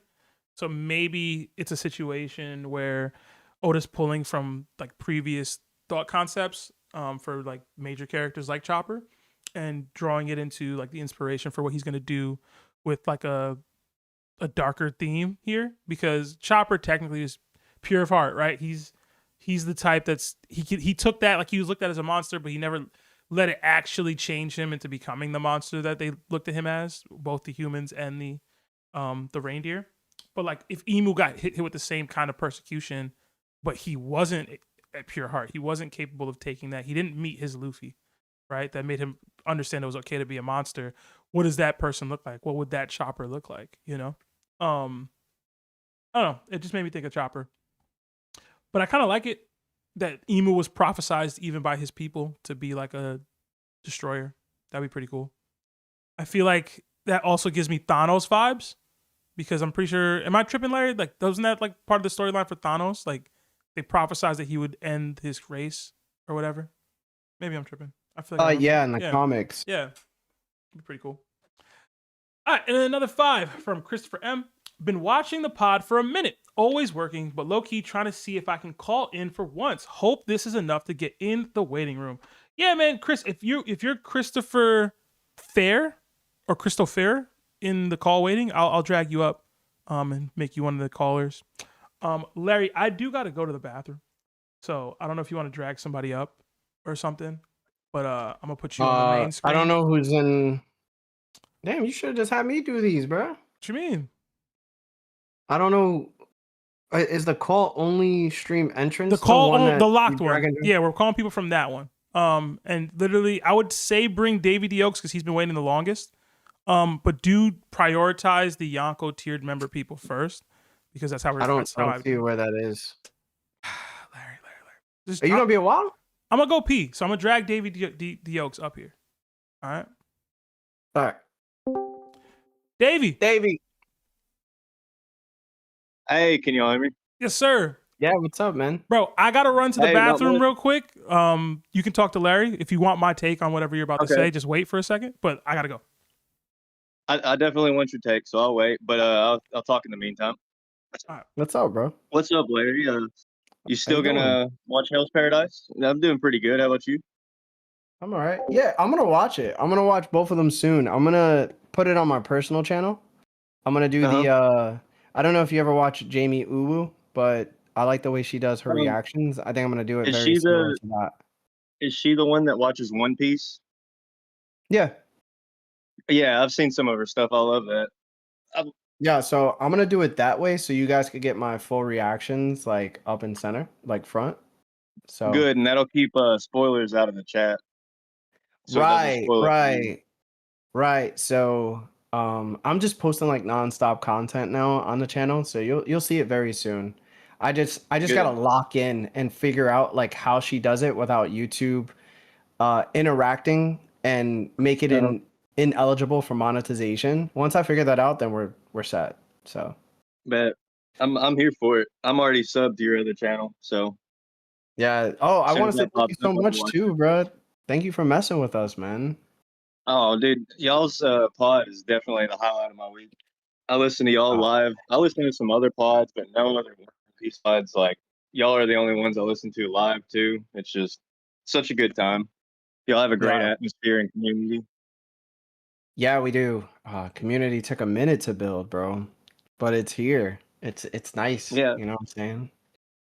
I didn't actually come into the community till like probably 3 or 4 months ago, and y'all just happened to pop up in my shorts. Wow, that's crazy. Yeah, I wasn't even looking for it. Y'all just popped up in my shorts, and I was like, I need to watch this. It's so funny that um Shorts has changed so much for YouTube that I didn't think it was reaching out to like newer people or just people in general like that. I won't keep it a bug. Yeah, So I was. It that's reaches crazy. out. It reaches out. Yeah. So I can go ahead and pose my first question and get your take on it while he's Yeah. using the bathroom. All Hmm. right, I could so chime in we too. know. Yeah. Oh, I forgot you were here. What's up, bro? I'm always talking to Twilight in chat in the Discord. Yeah, you my boy, Davey. You're my boy too, Blue. I love that movie. Love that movie, bro. But with the Giants losing limbs, do y'all think one? I think one of two things will happen. I'm leaning more towards the second one, but I'm going to pose two different ways for them to get limbs back. One is the Chopper Forest God theory, where Chopper heals them. I'm not really leaning towards that, but the other would be that Vegapunk makes some like mechanical prosthetics for them. So like Lilith Mm, makes some prosthetic hands or legs or arm, whatever the Giants are missing to keep them in the fight because we need the Giants. yeah. I think that would be pretty cool. I didn't think about Vegapunk helping, but I'm pretty sure Lilith can probably build some like organic material, like the Oh, I way didn't even Robin think was about doing that. it on Yeah, I AFAD. didn't Yeah, even think about so that. maybe Lilith could link up with like Chopper and figure out a way to like put things back together. Especially Mm. considering the fact that like we still haven't seen anything for it, but apparently Lilith's able to fix Kuma. Yeah, multiple times and continue modifying him.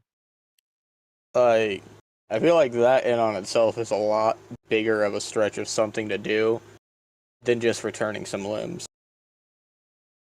I feel that. I just know Yeah, that would be something's got pretty to nice. happen because you can't introduce these characters and then just kick them to the side and say they're important, but then kick them to the side. I was Right. twisted about Gerd. I was twisted I about know Gerd getting her that's fingers. specifically one of the ones I'm thinking of. I was twisted on Little, that. little mini mechanical opposable thumbs would be pretty cool, though. No. Yeah, the little thumb and index finger. Yeah. Maybe it can shoot out and like do a fake finger pistol. You know what I mean? Like instead of a hockey finger pistol, it just shoots little bullets. Hmm.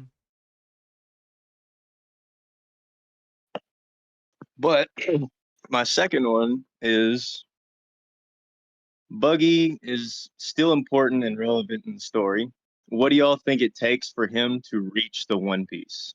Does it take Haki? Does it take awakening? Because I've thought about his awakening and what that could be.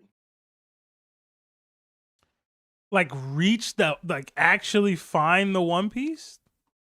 To compete Like, with like Kid, Law, maybe even Luffy. What do you think it would take for Buggy to be able to actually compete and not just be cannon fodder and stand behind okay. Mihawk and Crocodile? So you're not saying the Cross Guild as a whole. You're saying Buggy himself as a character to be Yeah, able to go toe to toe with these people and in a fight or in a battle in a situation.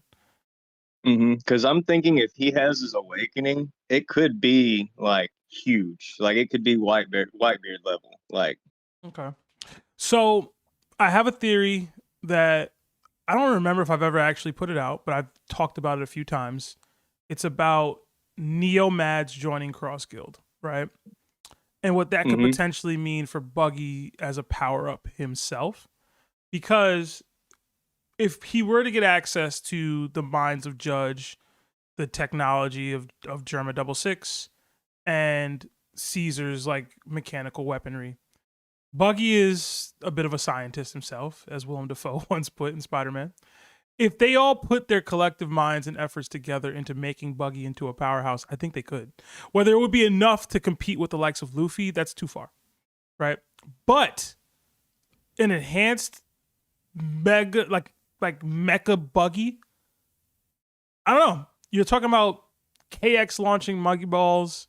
You're talking about clones. You're talking about, raid suits. You're talking all types of potential stuff that he could get access to. That could make him a much stronger, more threatening fighter, and even just make Cross Guild as a whole more threatening as a entity. But I don't know. Like, I don't see Buggy with this awakening. I don't even know what the awakening would be. Maybe it's the cutting of other things around in his surroundings. That would be cool. Would that help him get to Raftel? No. Would it help him win fights? Maybe. Probably. But Haki's still gonna transcend things that Buggy's doing. But like, if you want Buggy to become a powerhouse, like that's the avenue, in my opinion. It's not training. It's not unlocking some ability per se. It's using the minds of other people to enhance his already kind of like interesting fighting capabilities. So that's where I've gone. That version of Buggy that I named, would he even beat Kid? Still probably no, but like he'd give somebody some people lower than Kid a run for their money. You know what I'm saying? I don't know. That's kind of always how I've looked at Buggy's trajectory here in terms of his power. Like, I could see him teaming up with those kinds of guys and getting stronger that way. I could also see him saying F that. Yeah, go ahead. Okay, so he can split himself into many pieces. Just imagine if Buggy could split an atom and cause an atomic bomb to go off beside somebody. I've seen that. I've seen that tossed around a couple times. That'd be pretty cool. And then the other thing would be that he could split a person, and you know what I mean? The bottom half would keep going and the top half would just stay there, leaving them immobile to be hit by somebody else. Would that halved person have the same restrictions that Buggy originally has, or has, where like his feet have to be on the ground for him to move? Because technically, like, So yeah, I guess my question is, follow the same thing. Like, would that person then be able to just maneuver the way Buggy does? They could, but like you said, the feet would have to be on the ground, so they would have a stationary body, a stationary point of their body. You know what I mean? There would be a point that can't leave the ground, or that you can't just make both parts fly away. Okay. You could cut someone's head off, and then the head's laying there on the ground, and the body's running around, or the head's floating and the body's stuck in place. Which would open it up for somebody like Mihawk or Crocodile to actually hit them.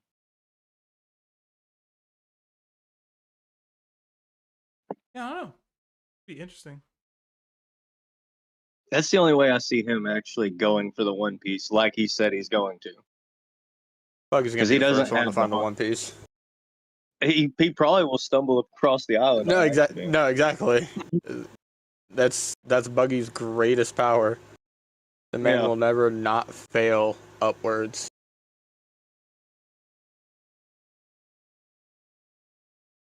But that's really all I had.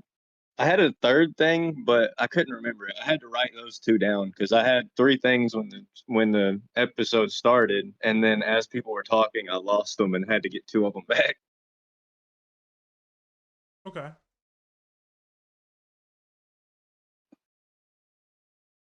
All right. Sorry, I had to do something for work. Davey, I did want to say we really appreciate all the super chats you've been sending, man, recently. You really been cooking, bro. Like, Oh Our man, boy. I appreciate the ball. I like it. I want it to keep going. I don't mind contributing so that it keeps going. You know what I mean?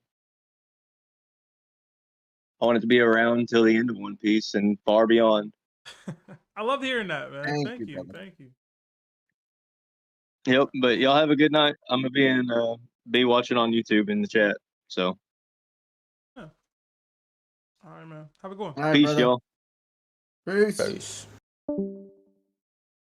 You get another super chat from Reggie J. Said, my bad, twin. Laughing emoji, gang emoji. We definitely don't like Usopp. Trash. Bin emoji. I like Usopp, man. I do. All right. I do too, so don't feel bad. All right. Yeah, let's get 3D2Y in here. He's been here a minute. 3D, you there? Yeah, I'm here. Talk to me, man. What's going on?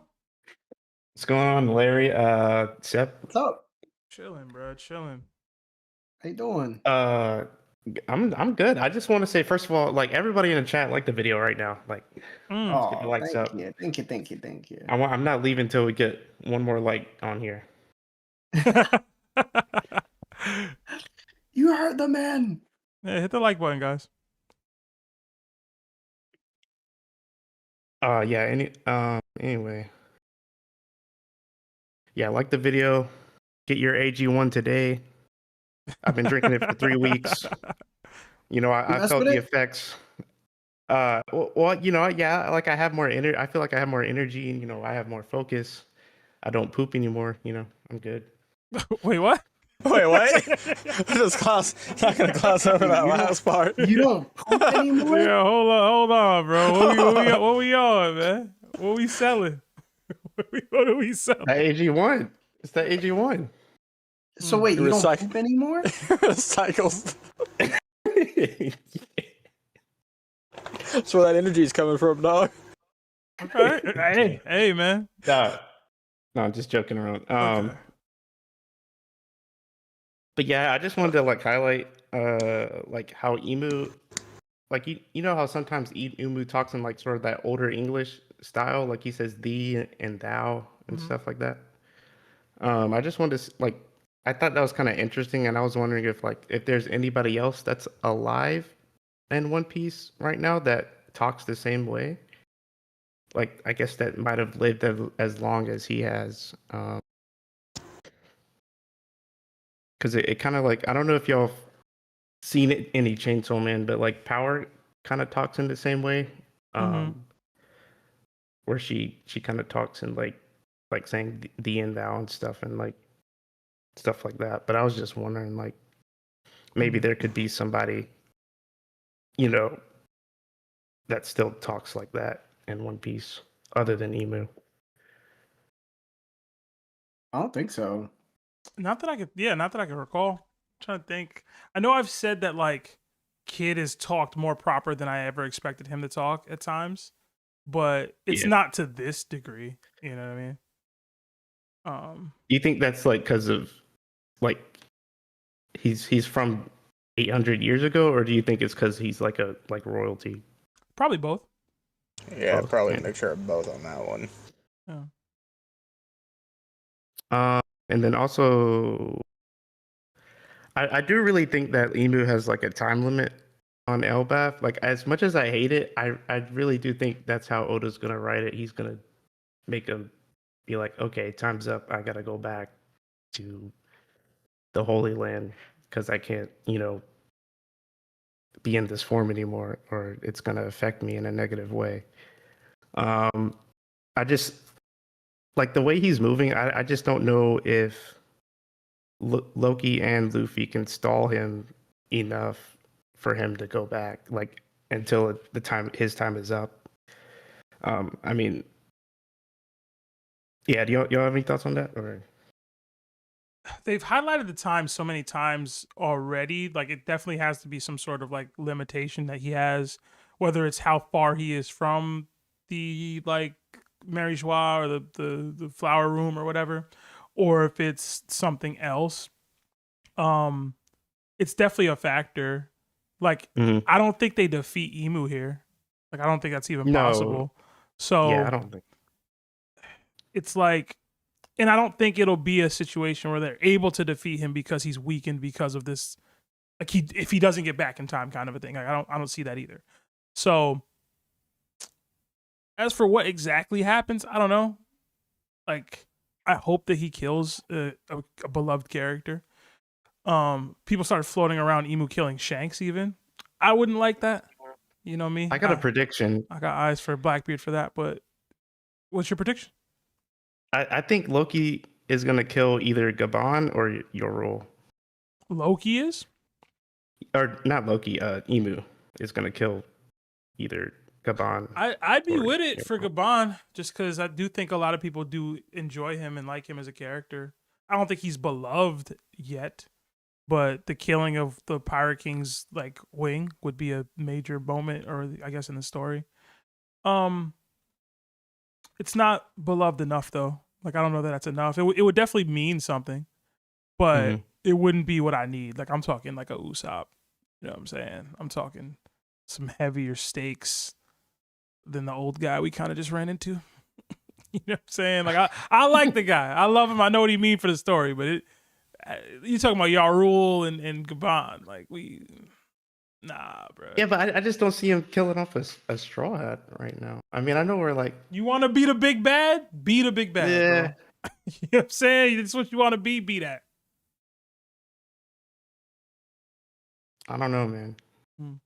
I mean, I'd be surprised if he killed off a Straw Hat. I guess Usopp more than anyone. But I guess he'd have to go. But Usopp's the only one I can see it happening for. But it probably won't. It's just the only one I can see it narratively making sense. and could y'all see Loki and Imu splitting the sky next chapter? That'd be cool. I'd like that. It would be nice. I'd like to see an elevated version even. Like if there's some other thing beyond sky splitting.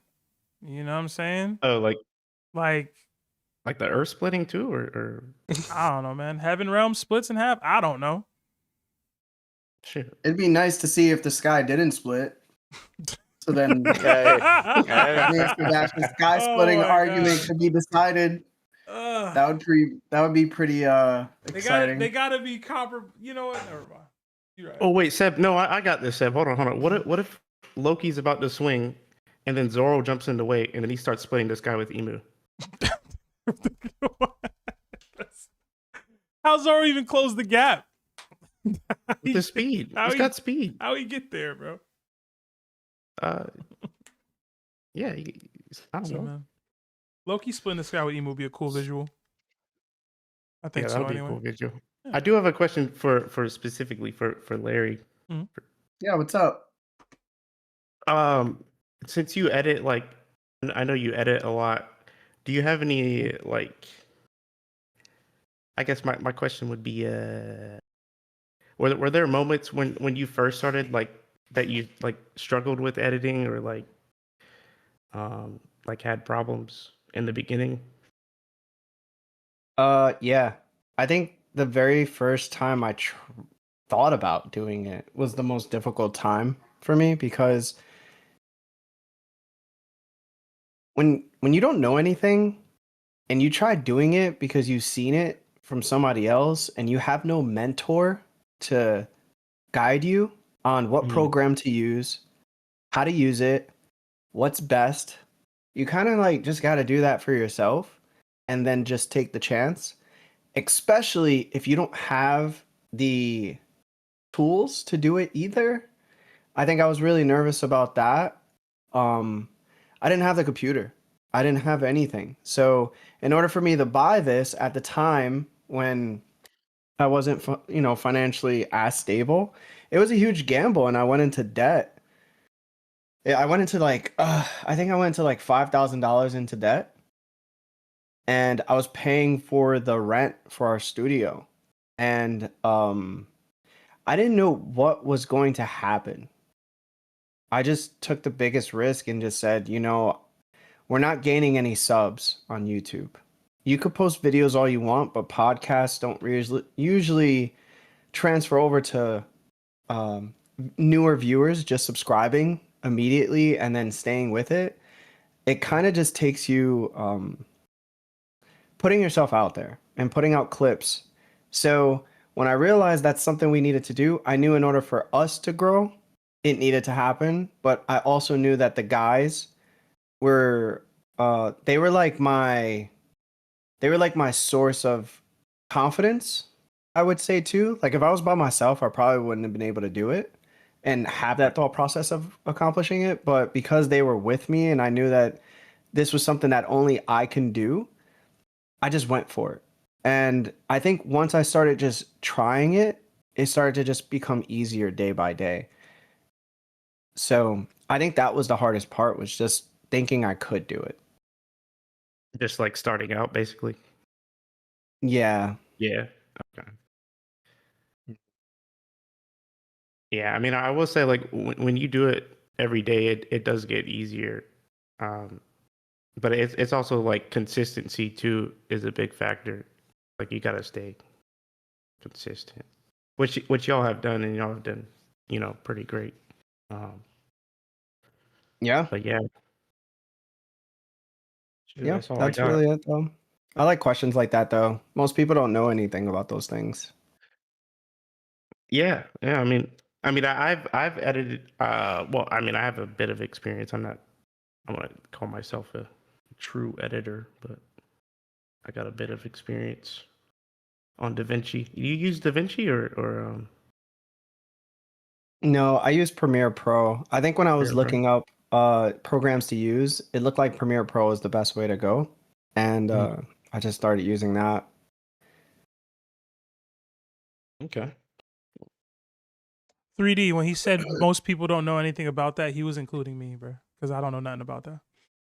Not even a little bit. You gotta step your game up, not man. not even a little bit. You gotta step your game up. Not even a little bit, bro. We lucky I'm doing this, bro. This took how long, Larry? Yeah, this took longer than it should have, man. Yeah, but it's just, it's okay now though. Yeah, it's okay. Yeah, Seb, you can be like the people like your face, so like you can be like the, marketing. Thank you. People Man. love his face. Appreciate they that. do, Man. bro. Thanks. Yeah, they should make like plushies of Seb. Okay. So there is. Don't make there's plushies of me, bro. Hold on. There's a YouTuber. There's a YouTuber I love. His name is Maximilian Dude. He's one of my all-time favorites. I love Dude. I love Dude. Max and Yo Video Games has they partnered with this like stuffed animal type company, and it was like a stuffed piece of all four of them together. I would love to partner with that company and make stuffed animals of us. I really would. Oh, I'd buy that. Yeah. The company has to either find us valuable enough to sell, or they have to, you know what I'm saying? So it comes down to like, I think we do, but I don't think that we're at that point where we can sell the expectation of what that company wants, unless you have like 1 million followers on subscribers on throughout all of your socials and your YouTube especially. So they also have to see like retention, and they have to see the views don't just necessarily drop off. We have consistent views. It's just that there's no new viewers coming through. When they do come, they trickle in. So it's really hard. And that's the business aspect that I have to deal with too, that sometimes I just don't have enough time to do so. So I'm just waiting, more followers, more subscribers, more of those companies are going to come by and be like, hey, we want to make dolls of you guys. What do you think?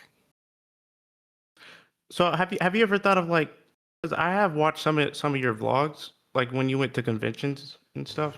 Have y'all thought about doing more like videos outside the pod, other than just like streams, like call-in streams and stuff? I think in the position that all four of us are in, it's not really possible to do all four of us consistently. And in order to do like vlogs like that, we need to do it consistently in order to build off of it. Currently, right now, it's only me and Seb. And Seb is way too busy in order to do anything. because of his other job. And now that he has a girlfriend, it makes it so much harder. But I also have, like, we have an editor by Red Eyes, and he's one of the best human beings I've ever met, right? Yeah. But the thing is, I still have to edit the shorts and the TikTok reels. He only handles the video editing side, like the long version, like the clips that you now see on our channel. He handles those things that I don't have enough time to handle. So once we reach a certain point financially and I'm able to like pay off somebody to do the clips, then that's when we could start doing vlogs and stuff like that. But it would probably just me being the one to vlog on my personal channel. Okay. Seb, Yeah. I'm gonna go to Build-A-Bear. Don't- Yeah. Oh my god. Seb plushies is crazy. Don't do that, man. I like hotcakes. Oh man. Listen, if y'all want to buy them, man, Larry, put them on the site, bro. Put 'em on the site, bro. But 3D, I'm gonna get another couple callers in here. I know Larry's got to dip soon, so appreciate your call. And I did like those questions, man. Honestly, I know Larry did too. Oh, Yeah. Have a good night, man. Yeah, you too. They said build a Seb. That's funny. Oh man. All right, we did get another super chat that came in. $2 from Mo D. Luffy. Buggy is Sakuna level. Y'all sleep. Disrespectful. Disrespectful to Sakuna. I gotta finish JJK season 3, man. I'm lacking. I do too. I'm right there with you. Oh, that last episode is so beautiful, bro. I'm like 3 Bro, episodes I'm off. I'm on the episode after the Maki thing still. I still haven't watched anything. Oh, after you that. you really slacking. Yeah, bro.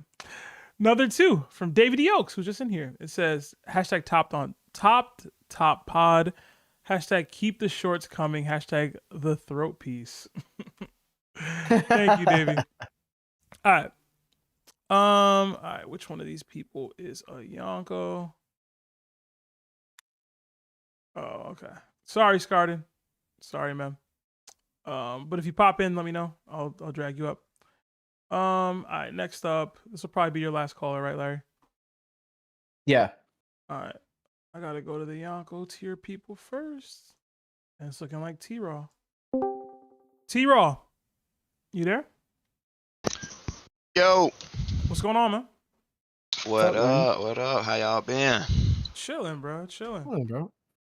Chilling. Okay. Well, I just had like a little small theory for y'all today. Okay. Nothing crazy. I was just looking at the recent panels with Imu and everything, and I don't even know what to call it. The ring on his back, though. I just been looking at that and trying to figure out like what that is. Mhm.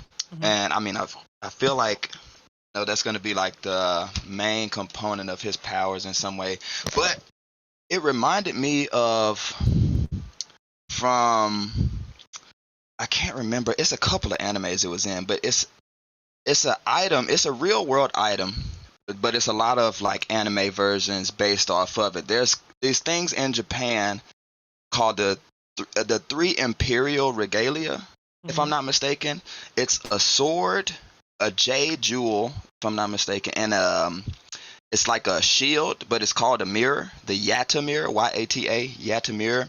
Mm-hmm. Like I said, these are real world items, but the lore behind them is what got me to relating that to Imu. They're gifted to they're said to be gifted to the first emperor in Chinese history, if I think that's right, Chinese history. But it's given to like the first emperor ever, and that's like to signify their royalty and thing. But like the mythology of like the thing is Amaterasu, the sun god, was afraid of her brother Susanoo, the other god. I can't remember what he was a god of. She was afraid of him, and he was like doing a bunch of chaotic stuff, causing havoc, as is his way. And she hides from him due to that. And mind you, she's the sun god. So when she hides, guess what, Seb? The world is shrouded in darkness. You know, so they have that. And but the thing that brings her out of hiding, the gods throw a party trying to get her to like see what's happening, get her to, because she hides in a cave and closes it with a boulder and nobody can move it, blah blah blah. But they have a party right outside the cave pretty much, and you know, she looks outside the cave to see what, she moves the boulder to see what's going on. Oh my god, it's getting lit out here. And they have the mirror positioned in a way to where she's seeing her own light reflected back at her. She's wondering, what is this light? So she goes to investigate further, and then they get her out the cave, and we got the sun back. And that's the general idea of the myth. It's like a few more unimportant details as far as my theory, but the in the One Piece world, I do also feel like there's like a similar like vein of that going on with like the 3 legendary treasures and the whole like royalty, because we have the Tamatabago box in Fishman Island that is literally passed down through the royal line. We have the treasure of Elbaf, which is technically the fruit of Needhog, but also Ragnir, because it gives you control of Ragnir. And then the third one, right? The unknown treasure of Marie Joie. And I feel like that might be, obviously a lot of people think it's Imu's power, but I think it's more specifically the ring on his back. I think that's his version of the Yada mirror. And like I said, they have it in other animes, but even in the regular mythology, it's said to be able to reflect and negate all damage. It negates all damage, and it's said to absorb souls. We see it in Naruto, Itachi Susanoo. It has the legendary blade from, you know, the myth, and the shield, and that it has the same powers with the shield. And what is it? Black Zetsu even says, "Oh yeah, with those two, his Susanoo is invincible." And I think that is how Imu did a lot of the stuff back in the Void Century Day. I think quite possibly he absorbed all the Lunarians into that ring on his back in some way. And that's like, I don't know how, but I think that's how he gets all his powers, with all the eyes on it and everything. The eyes are similar to like his eyes. And excuse me, but I feel like the eyes are representative of like the souls inhabiting the ring type of deal. And I feel like when we see Imu every other time, you know, blob form, black blob form, that's what he does. He literally does exactly that. He negates all damage, and you know, he can absorb souls. Seemingly, I would say. I mean, we could speculate that he should be able to absorb. So he pretty much does that with Saturn, it looks like. But yeah, that's pretty much, you know, that's my idea. Larry, I know you said you got a dip. Do you want to give your take on that first, or? I think it's well researched, and I think they're you know, this is Japanese mythology, right? Like, yes, Oda's definitely gonna take from Japanese mythology. If it's gonna be at any point, it's Wano and the end of One Piece. So I can see all of this actually transitioning in a really dope way, but he's going to like have the accumulation of all of the history that he knows and just puts it into like one big bag. So I can see it, man. I definitely could see it. The same way we could see like the Satan vibes from Imu now. Yeah, and most definitely. And the many insinuations that are there. So I think you're cooking, man. This takes a lot of knowledge, and sometimes it shocks me so much that there's so many like people who have such extreme knowledge. And I don't know if you acquired this because you grew up with it, but like if you research it and you just continuously like, bro, like the Discord is just amazing. Like low key, Yeah, I'll be I staying really out of it, but like sometimes I gotta get back into it because like y'all be having some bangers, bro. No, yeah, I'm a nerd. Like I'm a real nerd at heart. So I just like, I will literally be at work and like my like go-to, instead of throwing on music, I will throw on like a mythology podcast about like Norse mythology or like a different region's culture. Like that's literally like my nerd thing I do. I appreciate that's super cool. Yeah, no, that's super cool. I you know what's crazy? I do that when I go to bed. It's so Yeah, weird, it's so but I do that calming. with. Yeah, I do it.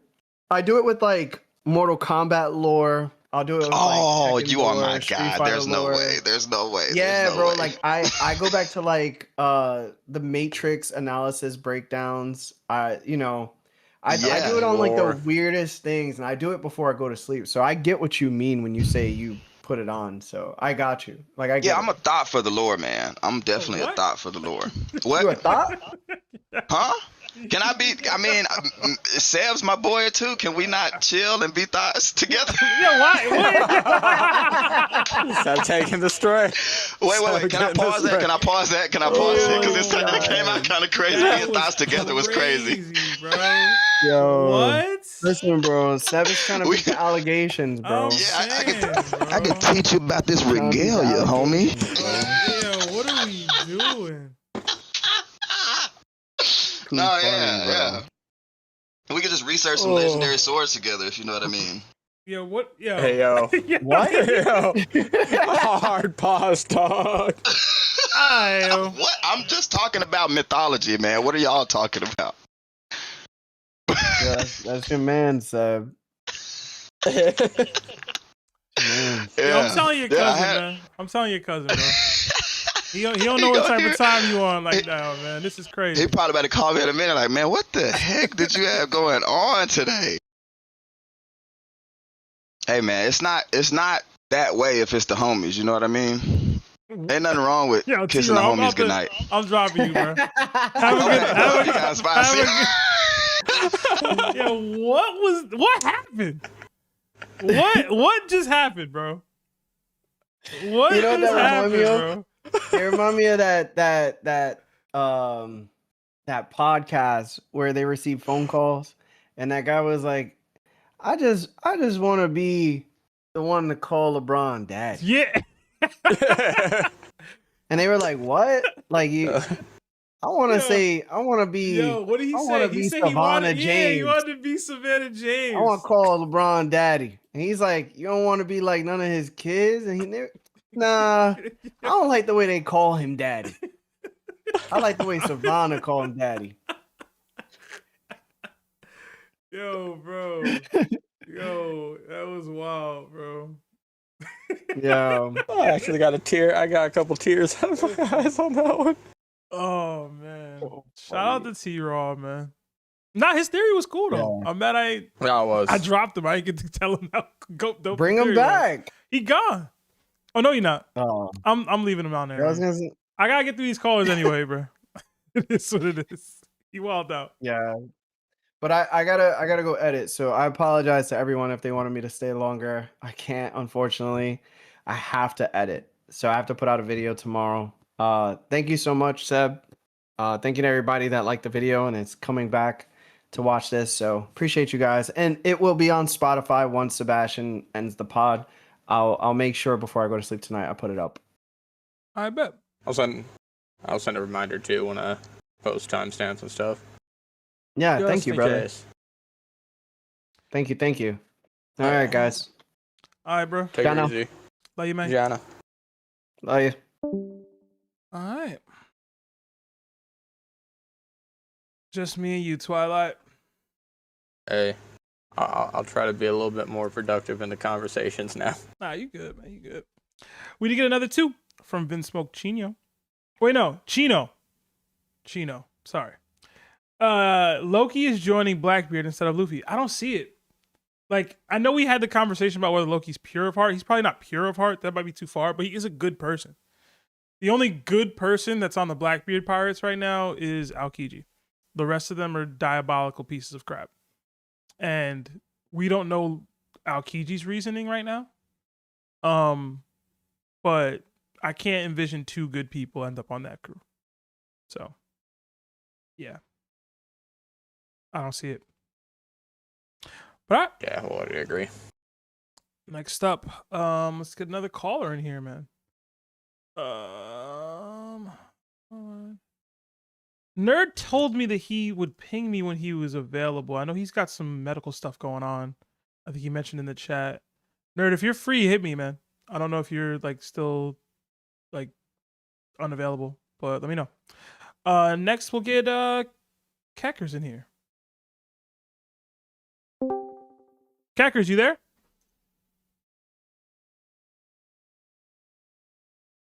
Yep, I'm here. Hey man, how's it Hello. going, man? Good. Mine did a little bit earlier. This is basically I don't get off of work until around this time. Okay. Okay, so I'm going to do one of the most old man yells at cloud thing you can do. But before that, I just want to tell you and everybody else, if there is a friend that you haven't seen in a while, haven't talked to in a while, and you're embarrassed to talk to them because of that, call them up because they are probably embarrassed that they haven't called you up. So do that. That's good advice, That man. is so true. I got two buddies that are always like that. Okay. And also, just get in touch with your friends because you never know when you lose them. That's All right. real. No, that's real. Thank you for that. Okay. All right. So this is my opinion on modern day isekai and what I do not like about it, and I think is the problem with it. Because That's gonna be good. back when I grew up, isekai, the entire purpose of it was you have a character, you put them in this new world, and the entire purpose of the story is them growing, changing, meeting people, becoming a better person, and then going back home as a better person. Modern isekai is all about just escaping from your everyday life and reveling in the power fantasy.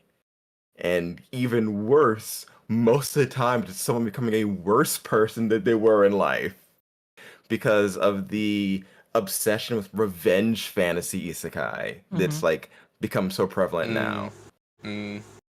But you look at like old school isekai, like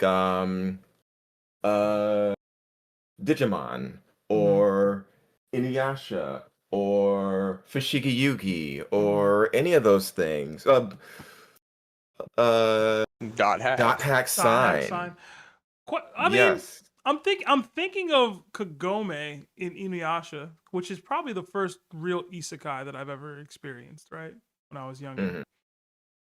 I'm trying because it doesn't really end. At least I didn't read the manga, so I don't know. But it doesn't really end. Ends. Okay. Yeah, it does. It does. Does she return home? Like, is that what happens, or does she stay in the realm with Inuyasha, or does Inuyasha come to her? Like, well, how does it end? Like, I don't even remember. I'm trying to remember how it ends, and I don't. Well, yeah, I was gonna say it'd be a spoiler because they have an entire. There's a sequel series. Yeah, there's a sequel series after following.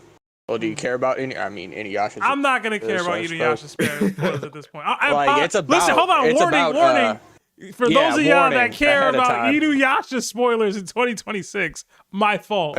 But by all means, no. It actually got like some flack. Surprisingly, it didn't actually. It only ended actually kind of recently.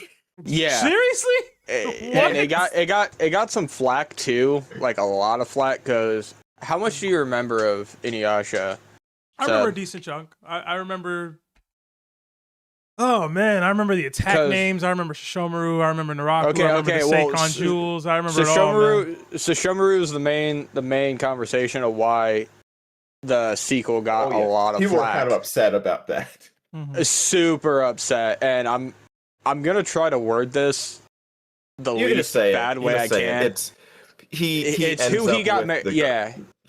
up with the girl you're thinking of. No. Yes. Yeah. The main story, the sequel is following their kids. Yeah. That's a problem people have with that. I can't say much on the sequel because I haven't watched it. I just know about it because that was a that was a whole thing that people had big thing. That's not it, man. That's not what you want. No one wanted that. None of the fans wanted that. But Inuyasha, and to answer your question, if I remember right, Kagome and Inuyasha do have a kid also. That is a part of the story, if I recall correctly. And it is like in the real world, like in the present day. Yeah, the present day. Okay. I mean, but yeah, it's just isekais used to be about becoming better and like the world being just a place where you could learn about yourself. Yes, there was power stuff there, but the purpose of old isekai wasn't about becoming physically stronger because hell, most of the protagonists in old school isekai series weren't the strongest person in their series. They would interact with powerful people, but it was just about them learning in these worlds. Like the kids weren't the strong people in Digimon. They had powerful companions. And it was just the emotional growth, which is missing in modern isekai. Okay. Yeah, I see, mean- when it comes to modern day isekais, I agree with the whole They're all aspect power of a lot of fantasy, them. revenge fantasy. Yeah, not all of them though. Not all of them. Like a good example is Not actually all of one of my favorite like newer era shows being Tsukimichi. Tsukimichi All is right. But it's also just there's so much of the modern isekai being out running away from your problems. Oh no, 100%. I feel like it's just tough for me to comment because I don't watch a lot of current or modern day isekai. Like I feel like I outgrew it when I grew up. Wish I could. Like I just I don't- wish I could go to a world in which I didn't have the problems of the regular day world and could just be strong. Mhm. That's the type of thing that a villain in old school isekai would do. Right. Hey, you know another goated isekai right now? Slime. Sad. Okay. Oh, listen, I'll But- see about it, man. I'll see about it. Also, another thing, and this is about the views on Haki in society in One Piece. Because I was thinking about this when you guys were talking about the Giants and the Giants having Haki. We basically have to get to the point where we realize Haki is not as rare a thing in the world. Because you have entire societies like Amazon Lily. Pretty much everyone on Amazon Lily knows Haki. Not everyone on Amazon Lily is a Haki monster, but everybody there knows Haki. You take Wano. Everybody on Wano doesn't know Haki, but pretty much any samurai has some level of Haki. Right. You go to Dressrosa. Yes, there was the whole everyone at Vice Admiral level or above has to know Haki. When the birdcage was coming and you had some of the troops saying, everybody with Haki, go over there and deal with this. And you had like 50 regular ass, not Vice Admirals, regular ass low level Marines. Language Kekkers. I'll let you rock once. Oh, sorry. Sorry. Regular Marines go to handle the birdcage. The Giants have Haki. It's not even a thought for me. Like I've never understood. I've never understood it's why not it's always a thing thought. that's going to be shown. But the Giants have Haki. You're not going to have a warrior race or society in One Piece that does not have Haki. It's not just a warrior race. It's the ultimate warrior race. It's the epitome. It's the birthplace of war. Yes. They got Haki, bro. I've never understood Lawrence's stance on the Giants. They have Haki to the point where it's not mentioned because it's just assumed. Yeah. There are certain things once we get to this level in One Piece, we just have to assume people do things. You shouldn't have it explained to you. It's just like, no, they just have Haki. They're just doing it. It's not a It's feat. just so it's common. It's not a feat for them anymore. It's just a thing that they do. It's common. Like it's a commonplace thing, just like on Amazon Lily. Yes, because when that was going on and they were saying, oh, there was only like five known giant Haki users, I was just thinking, what? There were 8 Vice Admirals and Marineford. So right there, that's 8. Yeah, man. I think the issue that people have is that like the first Giants we saw, we didn't know what Haki was. Dorian Broggy didn't look all that strong. Whatever. Right. But like, But we we're here don't now. need this. Yeah, Yeah. they have Haki. Yeah. If Dorian Broggy don't have Haki, no one has Haki. Kekkers, I got to get to Yep. some of these other callers. Gotcha. But you have a good night. The Isekai thing was interesting. It's got me thinking about watching Slime. So, Mayo, Twilight, I'm going to put it on the list. I'm going to download some episodes to my iPad for my next flight. And if I watch it, I watch. If I don't, All right. I don't. Gotcha. And guys, cherish your friends. Sir. Yes, All right. sir. Enjoy your evening. You as well. All right. We did get a couple super chats. One was really big and targeting towards Larry specifically. So I'm gonna hit him up to see if he can come back to give his take on it. Yeah, we got $2 from Birdman.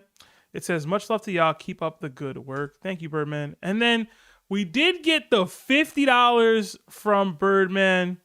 It says, Dear Larry, I've always been curious why you have Ace as your favorite character, but hate on Sabo so much. I know Sabo hasn't done anything super special, but they seem like they're meant to be similar in importance. So I just want your explanation, please. Larry was able to jump back in here. Thank you so much, Birdman, for the $50 super chat and then the following too. Didn't need to donate that much, man. I know you had a question, but Larry, I don't know if you're actually free, but I know you jumped back in here. Words for Birdman. Yeah. One, thank you so much for the super chat. I came back just because of this. That's so much. So believe me, thank you. The reason why I like Ace and not Sabo as much, Ace was a character of, I would say, I don't know how to put it into the best of words. I just felt like Ace wanted to find out the reason for why his life mattered. He connects, I guess, with me in some similarities, not specifically to that, but like I like having my shirt off all the time. When I was living with Seb and the brothers, I used to always have my shirt off. I'm a huge proprietor of fire. I love the element. I think, if I was an avatar, I'd be in the Fire Nation for sure. But I also like the brotherhood. And I also like the father aspect of having all this potential and needing somewhere to go with it. And he didn't really know where to go with it. I also like the fact that he does what Roger does, because I am a huge Roger fan. And that's one of the things is he protects his Nakama and tells them to run while he stays back. He did it as a kid, and he initiated Conqueror's Haki from it. And he also did it against Whitebeard when he told his Spade Pirates to run away while he took on Whitebeard. I like things like that. I like the fact that he's very, like, the first time we seen him, he ended up blowing away like 4 ships with his Fire Fist. And he was riding his boat, but it was flame powered. It was like he was just doing a bunch of like really, really fun, wild things that we just haven't seen in a show before. And I just feel like you don't see that with Sabo. Sabo doesn't bring anything inventive to the Devil Fruit. Sabo doesn't really have a well-written backstory the same way Ace does. If anything, he's a part of Ace's story, which is kind of like a little argument me and Sebastian had about Whitebeard being part of other people's stories. I feel that's the same way about Sabo. He's just a part of Dragon's story. He's a part of Ace's story. He's a part of Luffy's story. I don't think that he has a story to tell. Because, I mean, Dragon basically is that person, but it looks like Sabo's taking over for him. And I don't agree with Sebastian on the fact that he should have just stayed dead. I do think that he just doesn't bring anything to the table. So why you disagree?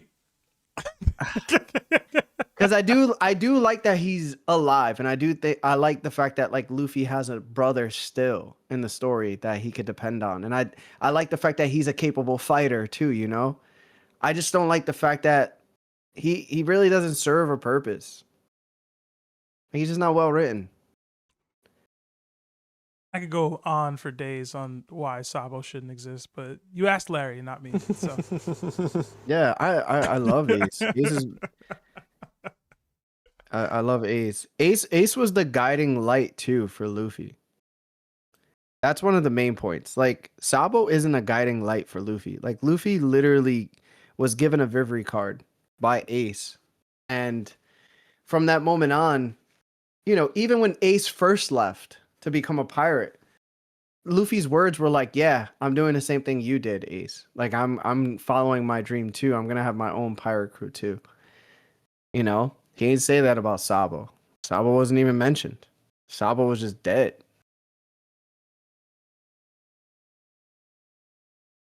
I don't really have a good answer, but I thought your answer was Sebastian good. could probably. Yeah, no, I was gonna say the answer. That was good. Listen, man. I think if you were to ask Sebastian, he would definitely give you a way better articulate answer than me. Mm-hmm. They ain't asked me, bro. You know you want to say it though. Listen, I hate Sabo so much, bro. I really do. I really do. His face is so punchable to me too. Like there's like nothing about Sabo that I like other than the fact that he blonde and he was on the blonde squad. Like that's it. Everything else is ham-handed, poorly crafted, poorly written. And it's funny because I didn't think that until he came back. I thought Sabo's death was perfect. I thought Sabo being dead was perfect because it made Ace's death that much more tragic for Luffy because he had already lost a brother and he couldn't afford to lose another one.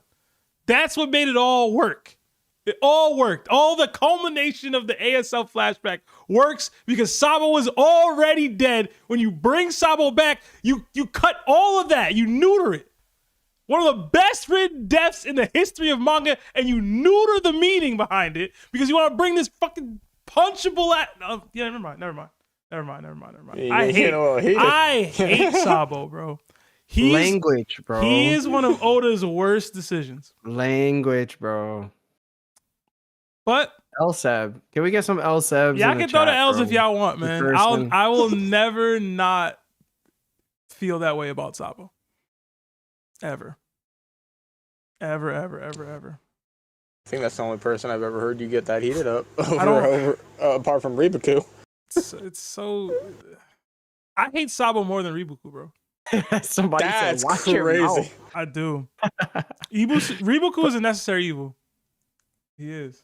Sabo is just unnecessary. There's not. Yo, what's the? You know what? I'm not gonna do this, bro. I don't like the guy. Right, I'm gonna go though. All right, Larry. All right, guys. Take her easy again, Larry. Thank you. All right, peace. Yeah, as y'all can see, I don't like Sabo. I really don't. And it's not a strength thing. Like I don't care how strong he is. It's never been about that. It's his character. It's his existence. I get it entirely because I'm more like I could not care less for Sabo. Like, I think the only reason I don't hate him or anything is just because I just genuinely do not care about Sabo at all. You know what it is? It's like a constant reminder that Oda's human. It's a constant reminder that even Oda, as good a writer as he is, can absolutely fumble something. And it's always there. It's like if Pell was like more relevant to the story. Like I'd hate Pell even more than I do now. No, that's fair. So, my bad, y'all. I apologize for cursing. We did get another 20 from Roxy Manny. It says, if you find something funny, you laugh. If a story is just incredible enough, it becomes a tale. Laugh Tale might just be that. The world's ultimate power is the knowledge that can only be passed down as a story. The One Piece. Okay, I love that as a concept, but like, what does that mean?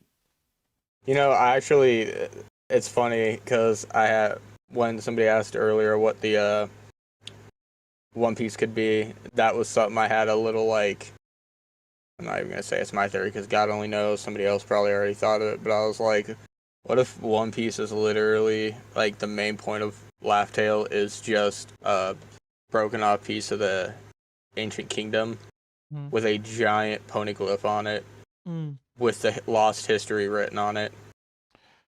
So wouldn't that be the Rio poneglyph though? Like, isn't that what that is? Like technically, yeah. Like it'd be the true poneglyph if you want to give it a name or something.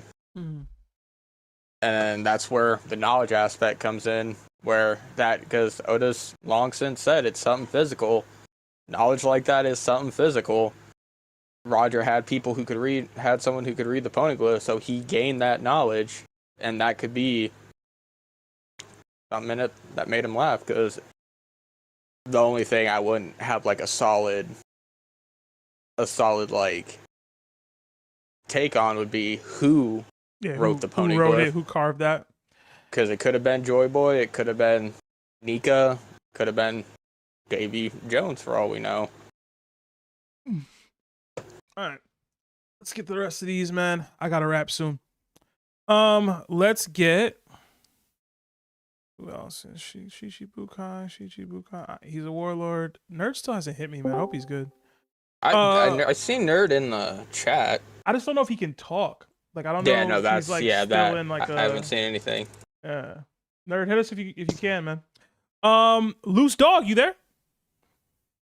Yeah, what's up? What's going on, bro? Talk to me. What's up? Long time listener, first time caller. Been dipping my toes in the community recently. Okay. Welcome. Yeah, man. Yeah, I seen you just join in the Discord. Yeah, we were talking a little bit last night, I think. Yeah, we did. I had some fun. And want to still hear that little Roger take you were talking about, but another day. Yeah, I mean, I could definitely just say it all right now. It just won't get edited the way I would like it to be in this format. So I have to wait for the pod.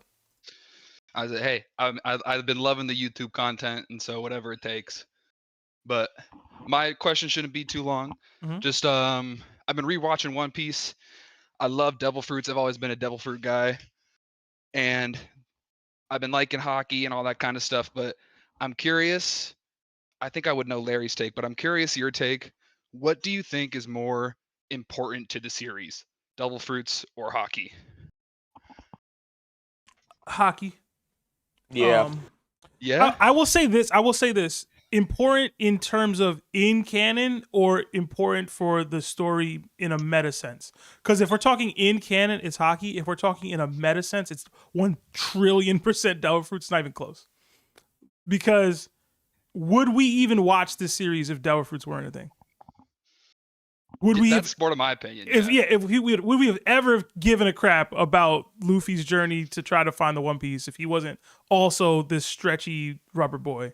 You know what I'm saying? Like, if we're talking the meta, One Piece built its back on Devil Fruits. I think Oda's genius for that, for like basically giving us a power system with like a hidden deeper power system with a potentially hidden even deeper power system that has elevated over time. But like, he gave us the flashy, interesting, quirky stuff first, and then gave you the answer to it after. I think he's an actual genius for doing that, because most people aren't doing that. I can't think of another series that's really done that and done it well, right? Yeah, I was gonna say that's a big thing that made it consistent to where it didn't just come out of nowhere like a red herring to just completely deny something busted that was initially made. Yeah, and I will say that like Haki hasn't been perfectly presented to us. Like, there's still questions, there's still debates, arguments, and things like that. I can't give it that grace, but the concept of it being able to weaponize your willpower in a show where people have the means to use Devil Fruits and all the stuff that they can do, I think that being the great equalizer was the perfect like addition to the story. And like I said, as far as doing it well, it made perfect sense that Luffy didn't know what Haki was. It made perfect sense that the people he had coming along the way didn't utilize it until he started getting further and further up this like rung of power ladder, power scale, power cliff. You know what I mean? Like, it just made sense that when we get to the halfway point, hey, a legendary Haki master is going to teach you how to use it at the basics. Like, all of that just worked for me. So Showing that there's actual levels to Yeah. it. It's not just something that can just be introduced into just anybody. Right. So to me, again, where we're going, it's going to be Haki. They're basically even, but it's going to be Haki is going to be the thing that will allow Luffy to transcend whatever he's going to have to face. But if we're talking about what makes One Piece, it's not Haki technically. Like it is Haki, but it's Devil Fruits. So It was Devil Fruits to start. there's a meta, and then there's an in canon answer. I hope that answers your question, Loose. Yeah, I think that's essentially what the answer I was expecting. Mhm. And it's funny because you brought up is like I think Logias were kind of like the hint of like Mhm. Haki almost, like because Mhm. we can't have a crocodile fight every Mhm. arc where Right. he pours water on himself and tries to fight him like that. It's like we need some sort of Yeah. system You to like you could do have that. that. You could have that, but then the show would have to be episodic.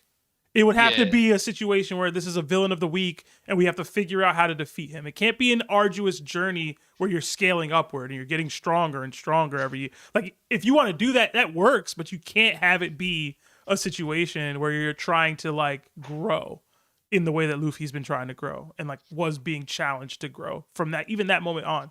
So that could work. It wouldn't have worked with One Piece. You know what I'm Yeah, saying? especially with the length that One Piece is gone. It Yeah. just, yeah. I guess the reason I'm sort of this question's been more on my mind is, you know, the whole pure of heart thing. People Mhm. are theorizing with this new stuff where it's like my interpretation has been like these two devil fruits are special, and like it seems like devil fruits are sort of making a comeback in terms of what's gonna end up being relevant for the final story with Gear 5 and this Nidhogg fruit and like what Rox was talking about with needing two fruits. And so I'm a little worried about Haki being super relevant because of stuff like time skips. People want Mhm. all the Straw Hats to have Haki. It's like there's so much talk about Haki. The top 30 is like a great example with Mhm. where all of y'all scale your people because of Haki. And so I don't know. I do think Haki's going to make it tough to land the plane. And so I'm hoping we kind of lean more towards Devil Fruits. But I mean, Oda's Well, been doing good so far. I feel like the reason that Loki and Luffy's Devil Fruits are definitely special cases, though, I feel, in the conversation, because they are, at this point, literal god fruits. Mm-hmm. Like, we know Nika had, or the Luffy's fruit originated from Nika, and from what we got from Ja, we can infer that the Nidhogg was originally had by the God of War, the God of War of Elbaf. So I think that's why those devil fruits are like becoming a lot more like prevalent and talked about. Yeah. At the end of the day, oh yeah, all the new devil fruits have been like mythical, super cool devil fruits. So I've just been feeling the devil fruit wave recently, but I've been curious to get y'all's opinion. I'm curious what Larry would think. I'm Mhm. pretty sure he'd be say similar, but Okay. yeah, that's about it for me, man. Yeah, no, it was good talking, man. I think you ended up upgrading your subscription to like Warlord to be able to call in. I appreciate that, man. Thank you. Yeah, I'm happy that link worked. Yeah, it was I've been nice. curious if I've been curious if I can just send that link straight to people and it'll work. It does. I will say as a sort of a critique of the Discord, Okay. having call only entrance stream and call waiting room is kind of Yeah. confusing because when you get when you get like the stuff like call in, you see call waiting room, you see people hanging out. Like my assumption was to hang out in there, and then I read the announcement more. It said you needed to be of certain tier. Finding that tier is a little hard, and so I do think there's a way to kind of streamline your calling process here, but that's just my No, I little appreciate opinion of it. it. In that message, I typically put a link to the Mi 6 that allows you to upgrade or become member. Did that link not work? Is that It was just I wasn't looking for it. Like it was, Okay. I saw two different links. I saw the Mi 6, the YouTube one. I've Mhm. never upgraded in a Discord channel, Mm. so it was a little bit just hard for me to like look for stuff. Like I'm looking at settings. Like my first instinct is to like right click the stuff, and so it was a little bit harder for me to find. I will say like having it in the announcement is smart, but maybe something in like the welcome. I really don't know how or info and roles is kind of where like I was first like leaning towards, but just somewhere just having a call waiting room that you don't really seem to pick people from is just a little confusing. Okay. So I like that's just my experience. Yeah, we had the call waiting because we had calls on the during the stream, like the Monday stream that isn't like Uh-huh. a paid tier thing, and we didn't want to have it where you had to pay to call in there. So we kind of do still need that. And then the way the call works, even these call-in streams work, you can be dragged up from there if somebody donates your way in, or if like you do a like say you don't want to be a monthly tier member, but you want to be able to call in one time. That's kind of our way of like having that. Like it's not like a backup, but like a backup for you for the people who can't be tiered members, you know what I mean? But we can maybe just maybe just renaming it like non-member waiting room or like non-paid waiting room or something like that. Just or it could change it to like pod / like just add pod in there, so that could be like the distinguishing factor between that and the call and stream. Yeah. Maybe. I mean, I'll talk to the mods about it and see what we want to do. I mean, if it's an issue, I think people have voiced this before. You're not the only person, so maybe we do take some time to game plan on how we structure it a little cleaner. At the end of the day, you guys are getting calls, and so it's like, I can understand your methods have been working, but either way, that's just trying to highlight my experience. But either way, I've been having fun. The community is definitely funny. Oh, it's always gonna be that. I can tell you're gonna see some jokers here and there. Oh yeah, I'm a narrative devil fruit. I'm pretty basic. I'm not really. Not new to power scale. I just don't power scale. Don't let them poison you, man. Yeah, seeing some of the names, it is super funny. Like there's a couple Sanjis that I've seen type in, and they all say some crazy stuff. If you see Sanji's alchemy, just ignore him.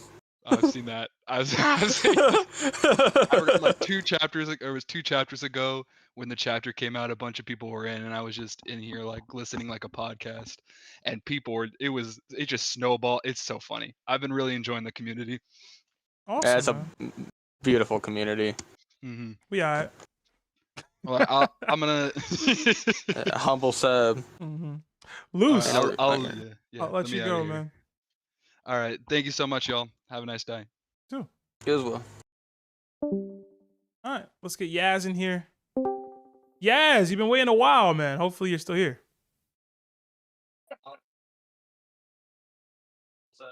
Can you hear me? Yes, sir. Yeah. Yeah, what's up, bro? Nice to meet you. I actually just came across the community today. Oh, I used to see y'all videos about like a year ago, and I stopped seeing them. I forgot the name of the pod, but I came across it today and joined again. So you can expect like some subscriptions from me, super chats, things of that nature. Okay. Thank you. Heck yeah. Yeah, appreciate that, bro.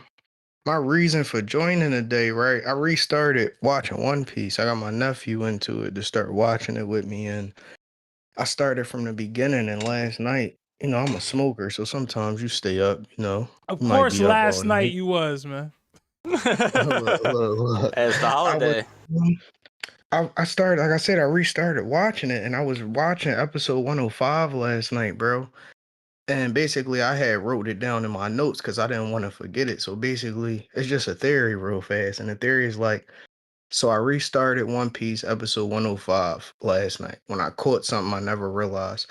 From the 620 mark to the 2130 mark, it seems like it could have been a big foreshadowing to Luffy, Imu, his plan before we knew it, and also the final battle. Some main hints to support this are when Chaka and Pell were talking to Cobra, they were insisting on attacking the rebels before they were attacked first, with Cobra stating it would be a downfall to the country and that attacking would destroy the countrymen before learning who really is pulling the strings behind the scenes. Chaka and Pell respond, the wire puller has not shown himself whatsoever, and taking actions after a shadow would devour the country, maybe the world. Then seconds later, when Karoo brings Cobra a letter from Vivi with her exposing Crocodile and referring to Luffy as the light of hope, minutes later, the Straw Hats reach Rain Base, and as they go into a bar, they encounter Smoker and Tashigi, only to be chased and forced to split up. And Zoro and Vivi run off in the same direction while the rest of the Straw Hats split up. When cornered, Zoro looks Vivi in her face and says something that catches me off guard.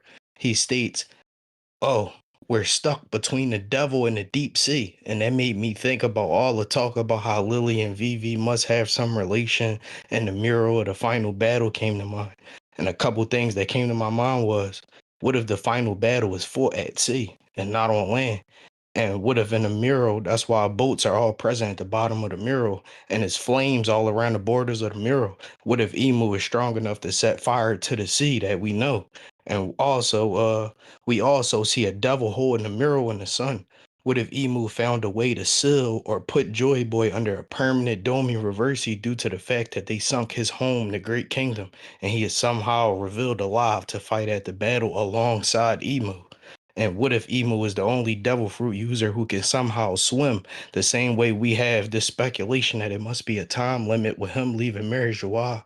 What if it, like, you know, and we found out it's other things that Mary Joie might grant him to be able to do also?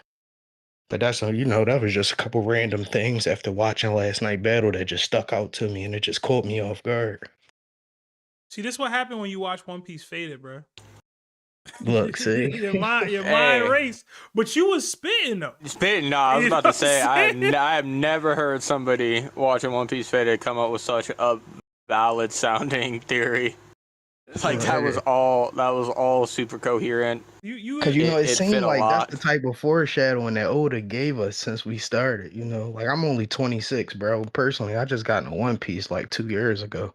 So it took me a little bit of time to finish it. So restarting it is like, I'm kind of I'm trying to look at it from the restart with like an author mindset instead of like a viewer's mindset to see like maybe a couple of things that he would have put out there for us to realize. Now, how much older are you than your nephew, man? I'm 26. My nephew is 17. Okay. Was your nephew zooted too, man? No. He a regular dude, man. Regular civilian, man.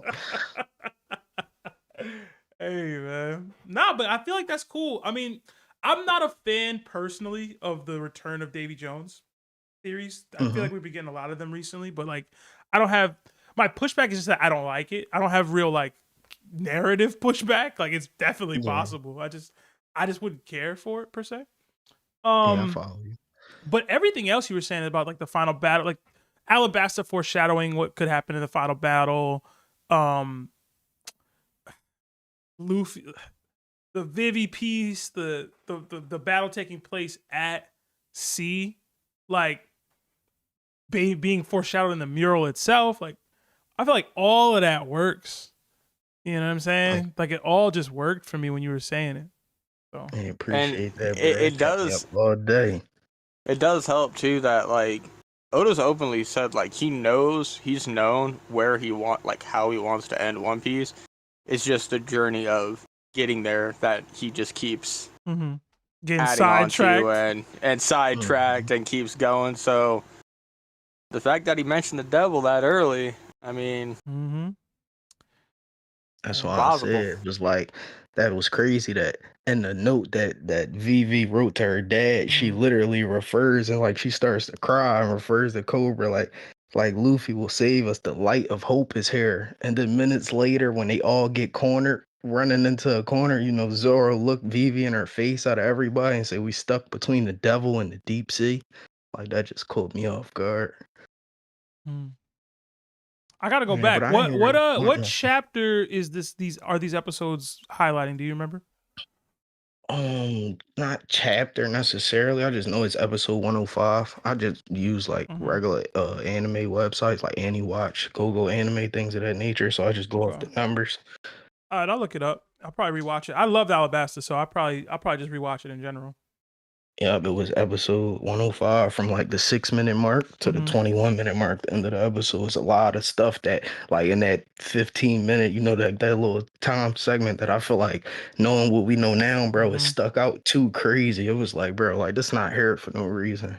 Yeah, Oda does a really, really big job, but good job even of foreshadowing what's going to happen in the future in the past of the story, like just scaling it up. That's how he do it. It's the same. It'd be the same story, just scaled up. You know. Yeah, prime example always given is the Elbaf on Sky Island in Shandora, right? Yeah. Doria. Yeah. With Nika's pose. Uh-huh. I follow you. So it's like, I don't know, bro. Like I like literally my mom been racing ever since I found that out. And then it's like the thought of like maybe that Emu might be because he's so old, maybe he knows something the new generation doesn't, or maybe he might be one of the only devil fruit users that can swim. Like that's insane to me. Like it was certain things that just came to my mind because if the battle was at sea, I'm almost, like it's certain things that we just never seen. Like, would he be able to have a boat, that size or, a ship that size to carry things like the Holy Knights and, himself if he was in a final transformation, like stuff like that just broke my mind last night, bro. I've been up thinking about that for a couple hours. Yeah, but I ain't really want nothing. That's all I wanted though, bro, to get your opinion on it. I was trying to get in here. You mentioned me I was the first person in here when it started when my phone died. I was trying to get in here while you and Larry was in here to get both y'all opinion on that. But I appreciate you, bro. My bad. I try to get the tiered member people in first, just because like No, you you know good. what I mean? It's all love. It's all love. You said it. You was like, let's try to get Yaz in here. I was the only person in there. My phone had died. Oof. Yeah, be like that's that. I'm all sick love, my about boy. Scardine, man. Same thing happened to him, bro. Look. That's crazy. I ain't know that happened to him. It's all love though, my boy. Like I said, I'm here now, though. You ain't gotta worry about it. I'm here. What's your name on YouTube? Because you said you was gonna be more involved in the YouTube chat too, right? What's your name on there? Let me tell you. Not knowing the YouTube name My is name crazy, is bro. Yaz Jackson, Okay. 74. Okay. All right, cool. I'm gonna keep that in mind, man. Yeah, I appreciate it, bro. You and Twilight. Like I said, whenever you do get a chance, if you could just like run that theory past Larry and see what he say. Like I said, I'm here, bro. I'm tapped in from here on out. I ain't see y'all podcast on my Instagram in about 9-10 months and then just pop back up last night as I was watching One Piece. I felt like that was a sign. Oh yeah. Okay. No, I mark out the timestamps and I got yours specifically marked out so we can just send him that timestamp. Be like, No, you good, my boy. Like I said, appreciate it. I'm trying to get everybody some time to get in here, so I appreciate y'all. Like I said, I'm here from this day on out. My God. Let's go. Yeah, I was looking forward to hearing from you more, man. Same to you, my boy. Appreciate That was heat. That's not. It wasn't only gas you were smoking last night. You just spit some. Look. Appreciate it, my boy. Have a good night, man. Same to you, bro. All right. Let's get Chris in here, man. Chris, I'm pretty sure this is Christopher M, if I'm not mistaken. Chris, you in here? Can you hear me? Christopher. Chris going once. Yo, what's up, Seb? There we go. Hey, man, what's going on? Hey, how's it going, brother? Dude, man, yeah, I've been a long time watcher as well, bro. Just never like always working, never had the confidence to like, I don't know, just call and stuff. But hey, thanks. Appreciate you having me on, bro. Of course, bro. Welcome. But yeah, honestly, I didn't really have anything like crazy. I think I wrote down some like couple questions. I just wanted to know like when did you start reading like One Piece like weekly? Like when was it like a weekly thing where you had to wait on Sundays? Okay. I've told the story a couple times before. Yeah. But essentially I caught up at Marineford, the week to week chapter, like the first, this is the last chapter of the series, like, and then like, how it says, my first, this chapter was released so that you could read it, chapter was Ace dying, which is probably why I look at it with such revere, because I just wasn't expecting all that. Like I just wasn't. I fully anticipated that Luffy would save Ace. He'd saved everybody before that. Like it didn't make sense to me that Ace would die. So like I was reading it, I binged everything. I remember I was like hanging out with friends and I was like leaving out from their place to read the manga or like, hey, do you have a computer? Like I gotta catch up. I was reading. I remember I was at me, Lawrence, Lionel, and Larry. I don't know if Larry was there actually. We were at our friend Ant's place and he had a computer. I was like 16 or something at the time, 17, I don't know. And they were chilling playing like Gears of War or something. And I was like, yo, I don't care about Gears of War right now. I need to read One Piece because Marineford is the greatest thing I've ever seen in my life. And it was the chapter that Luffy had landed in front of the the three admirals, and I was like, yo, holy crap, like I had never seen anything like that. You know what I'm saying? I was just so hyped reading it. And like I binged all of them read forward to the point like where the chapter before was like just before Ace died. And obviously at that time nobody knew Ace was gonna die. So that when the chapter dropped, my boy in high school, his name was Joe now, I'll never forget. He was like, yo, did you read the chapter? And I was like, nah, not yet. Like I have to go to lunch or go to drafting class and try to get like the chapter in. He was like, yo, go read that right now. Like cut class and go read it. And so I cut class to go read the chapter in the drafting room, like where they had the computers, and I read Ace died. And I was like Emotional damage. I was in utter shock and disbelief. And I've been week to week ever since. I don't think I've missed a week. That was me at 16, something like that, 2010. Yeah, you got me beat on that with you got me beat on that with the manga. Yeah, I didn't pick up the manga week to week until I literally think the last chapter I had read, because I caught up to the anime. I ended up rewatching it because I fell off the anime around like episode 600, personal things, growing up, and I was just always like, I'll finish it when it finishes. And look at where we're at now with the anime. But bro, I was Kevin, hooked, bro. Kevin Salinas, you know Kev, said I started gaming with him like 6 years ago, and he was the one we were talking anime. He was like, bro, you watch One Piece? I was like, yeah. He's like, you should catch up. Yeah, I was like, I bet. So I ended up rewatching it from episode 1, and I ended. The anime was at Wano, like during the start of the Kaido fight, and as soon as the night I finished caught up to the anime, I ended up just instantly catching up on the manga, and it was directly when Gear 5 was announced. Oh wow. So my weekly started with Gear 5 reveal. That's crazy. In the manga. That's pretty legit. Chris, when was your first week to week chapter? What was going on in the manga then? I hope it was something lit. Dude, we got some of the best moments in the series over here. Facts, bro. Yeah, no, it was definitely around like it was Wano. I think it was a little bit after like Gear 5 had like released and stuff, because I caught up to the anime around like episode 1050, and then that's when I even discovered when like the manga was a thing, and I was like, yo, like I gotta know what happens next.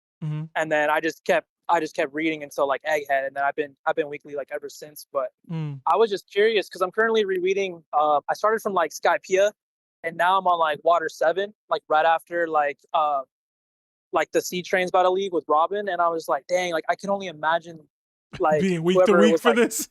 Yeah, bro, especially with like the Usopp fight. I was like, dang, dude, like that's like some intense stuff, and like I don't know.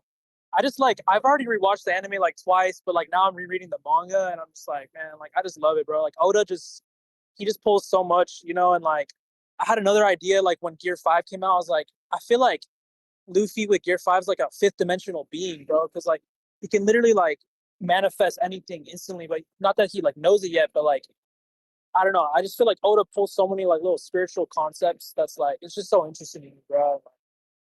When he rang the golden bell on Skypiea, like that was the first time I saw Luffy as like, yo, like he's special. Like he just defeated this guy calling himself a god, and it was just like I don't know. But yeah, low-key, I gotta get back, bro. But hey, I really appreciate you taking my call, bro. Hoping to be like more involved with like the community and stuff. For sure, yeah, man. That was dope. That was dope to have that flashback down memory lane, man. For those of y'all, please post what you became week to week in the chat. I feel like it's an interesting conversation we don't talk about a lot. But yeah, love to hear from you. All right, brother. Hey, yes, sir. All right, peace. Y'all take care. You too. Peace. All right, late. All right. Yeah, man. First week to week, bro, was wild. All right. Nerd said he's gonna try it, man. I know he's not feeling great, but he's gonna try it. So, Nerd, talk to me, man.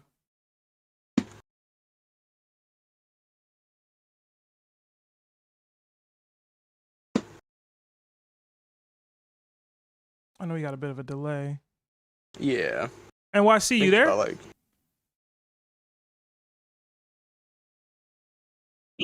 am here. There we go. There he is. Can you hear me? Yes, sir. Yes, sir. What's going on, man? I hope you're doing all right, bro. I'm doing all right. I'm am I echoing? Can't really hear him. Oh yeah, you're breaking up, nerd. Am I good? Now you're good. Yeah, now you are. Okay. Yeah. All right. I just think it's really funny because I just started to think about like when I like started reading or watching, like when I gave up watching, like to start reading week to week, and it's episode 326, and I remember this because Oh wow. I thought the Phoenix Pirates were gonna like rival Shanks. I don't know if you guys remember this. Like they steal the flag. There's like Yeah. the hockey player. Yeah. And I was like, oh, this dude's freaking dope, you know? And like I forget Puzzle. His name was Puzzle. Puzzle, yeah. And I always thought I was like one piece of the puzzle. Like I was like, oh, he's coming back for sure. I'm like, Oda, I got you. Oh, I got man. you. And it's really weird because like one of the bad guys though, it's like literally the young daughter, she's like, it's like Pokemon. She's like literally Ash Ketchum. It's really weird. I don't know. Anyways, though, few things before I jump into my theory. I will be very quick. One. So, I know I mentioned this to you, but for everybody else that didn't catch it, when Zoro goes to attack Mu, it has the number 46. We know that 56 has been tied to Luffy throughout the story. Now, 46 as because in Gorewase it means Gomu. Well, 56 or 46 in Gorewase, which was on Imu, as in Mihawk's blade. Now, I was talking to someone and they said, well, that looks like 460 to me, like the zero at the end. So I was looking into it, but it's weird because then it's like Yoru, like Yoru, like Shiko or Shino, and it means like evening, night spirit, night void, instead of just evening or night, which Yoru stands for. And it's just like I've always thought about that line where Zoro S-Hawk clash, and he's like, oh, now that I'm up close, I can tell you're more human than he is.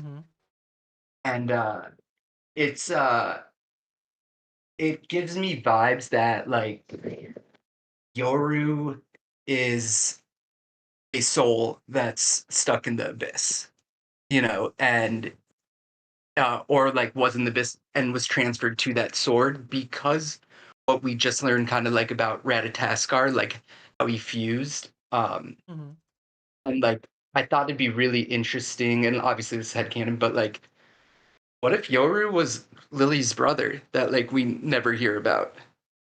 You know? Or what if Yoru is Mu's brother? Because just like how Zoro had troubles wielding Enma, like you'd have to like I feel like if you wanted to wield Yoru, like either having like Mu's DNA, which would then be like, okay, I can understand why he said you're more human than him now that I'm up close. So there's something weird going on there, especially that it says that in Gorewase, but that's not what I want to waste my time on. Also, I'm calling this now again. Figureland is going to be the endgame boss, guys. I will stand on it. I promise you 1,000%. And right now he's working with Blackbeard. I got a theory for you NYC. I'm gonna try to put it out sometime soon. Probably next break week. That I think you'll like. Yeah. Cool. Yeah, because so my whole theory about the law with the green blood and Lafitte at the base of Marijois waiting to steal York, they don't need to steal York anymore. They have the hero of the Marines, and they've got a freaking bottomless bowl of food, Caribou, right now. They can feed him. He can be like, listen, I want Hachinosu to be recognized. He says, I can solve your problems. You know, it's just like, how would this timing work so well without somebody on the inside? And like, even if Lafitte was at the base, like, it wouldn't make sense.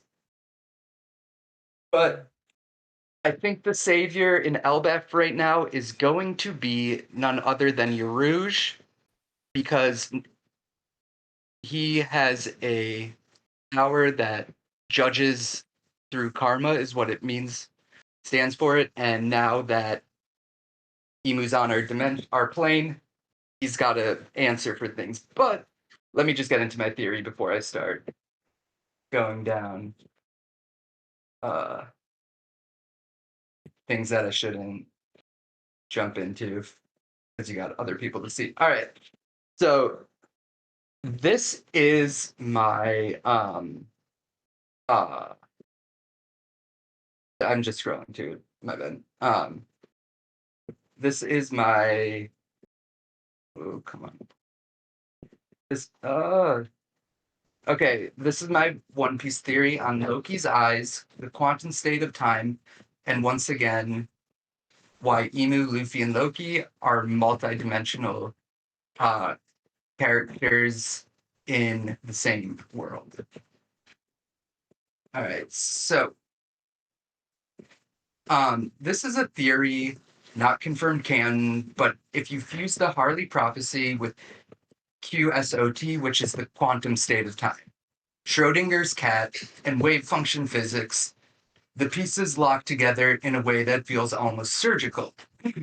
The recent QUSOT framework, quantum states over time, extends the density operator formalism into a temporal domain so that time, light, and space-like correlations can be described in one unified structure.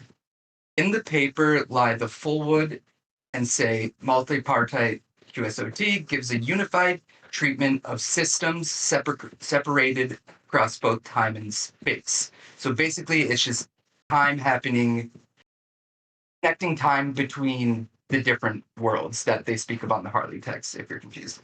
And they connect those through correlations to quasi-probabilities and possible experimental access via quantum snapshotting.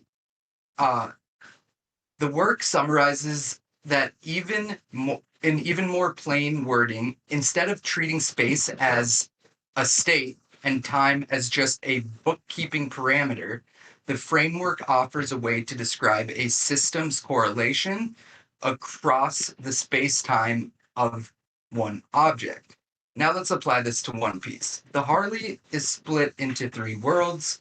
The One Piece, in One Piece, summary states, the second world appears to correspond to the Void Century, while the third world supposedly represents the current era and future events. The same page notes that the mural associated with the Harley visual correlates with its contents, and the third world sections appear to include figures resembling Luffy, Emmett, Loki, horned demons, monsters, serpents. It also says Jarul interprets the prophecy as implying the world may split into 2.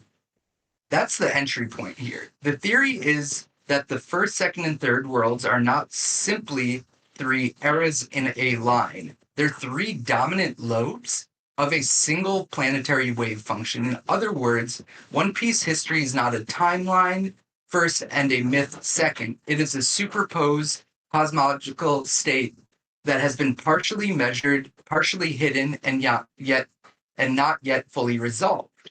In ordinary quantum mechanics, a wave function describes the possibilities and a wave function is related to the probability of where or how the system will be found. Summarizing of a wave function and Schrodinger's cat make the core point clearly.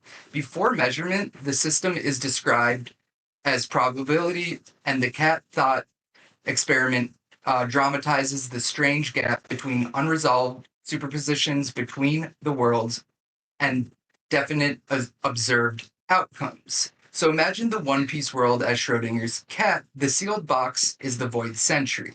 The world government tells everyone the box contains one history, one outcome, one fixed story.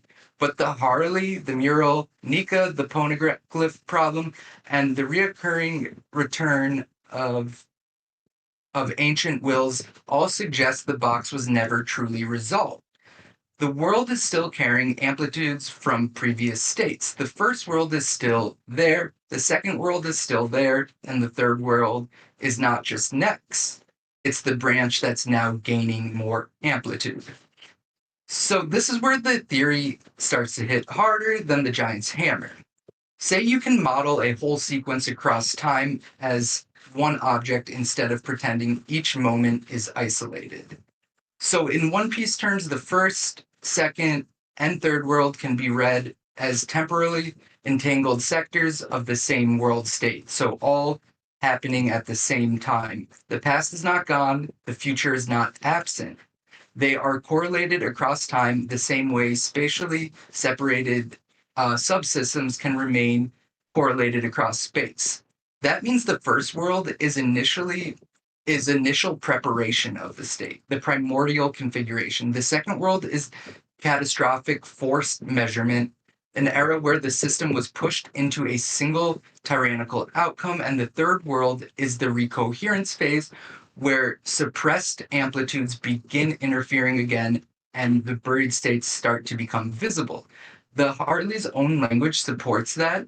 The first world ends in death and darkness, the second in void, storm, man becoming good, and the third remembered promise, the return of the sun and a new morning. So where do Luffy, Loki, and Imu fit? Well, they're not just three strong characters, but they're three multidimensional relationships to the same wave function. And by multidimensional, I do not mean extra-spatial dimensions confirmed in any part of the manga. I mean each interact with more than one layer of reality at once. Imu is a collapsed state. Canonically, Imu is the hidden king of the world, occupies the empty throne for over 800 years, and is one of the first 20 who founded the world government. Imu's existence has been hidden from the world for 800 years, and he now acts from the center of the current great war, we can say, while trying to preserve order built after the void century. In this theory, Imu is a collapsed operator. He is the one who benefited from the second world being forced into a single timeline. He is not merely ruling the present, he is enforcing the continued survival of one ancient chosen outcome decided by him. Imu is multidimensional because it's still acting from the unresolved residue of the second world into the third world. He is a being whose authority only makes sense if the world was already measured, and it was measured the wrong way a long time ago. Imu is the branch of time that wants the box to stay closed, while Luffy, the free waveform, is described as described as free, or in Gear 5 form, the Hito no Mi model Nika. The summary of that is, imagination, rubber, and manipulates things and bends light around. Now, the Drums of Liberation, it even notes that the power can be described as sorry, my screen froze. It can be described as a tune of changing things into reality, but limited by imagination itself. This is not a normal, stronger form energy. This is wave function energy, and you'll see why soon. Luffy's multidimensional because he behaves like a state that is no longer fully trapped by local classical rules. His body, his terrain, his timing, even his combat logic becomes elastic. And I don't mean necessarily in the forefront of rubber, it's a deeper sense than just rubber alone. In this model, Luffy is the recoherence mode of the world. He is an amplitude of freedom returning to a system that was falsely pinned. Joy Boy was this mode in an old layer of time. Nika is the name Myth gave to it. Luffy is the same waveform, surfacing again in the third world. Imu is collapsed, Luffy is re-expansion, Imu fixed reality, and Luffy reopened reality. Now Loki is an observer state, and this is the crown jewel. Loki's page states that he has slit pupils and black scalia, a feature not seen in any other giant, and that his eyes have been covered in bandages since childhood. The same page also says Estrid was repulsed by his face and his eyes as an infant and had his eyes covered, while the Harley associated mural places a Loki-like figure in the third world concept. This is not a random character design. This is a measurement of symbolism. Now, Loki hides his eyes because the world is still temporally entangled and superpositioned with the other.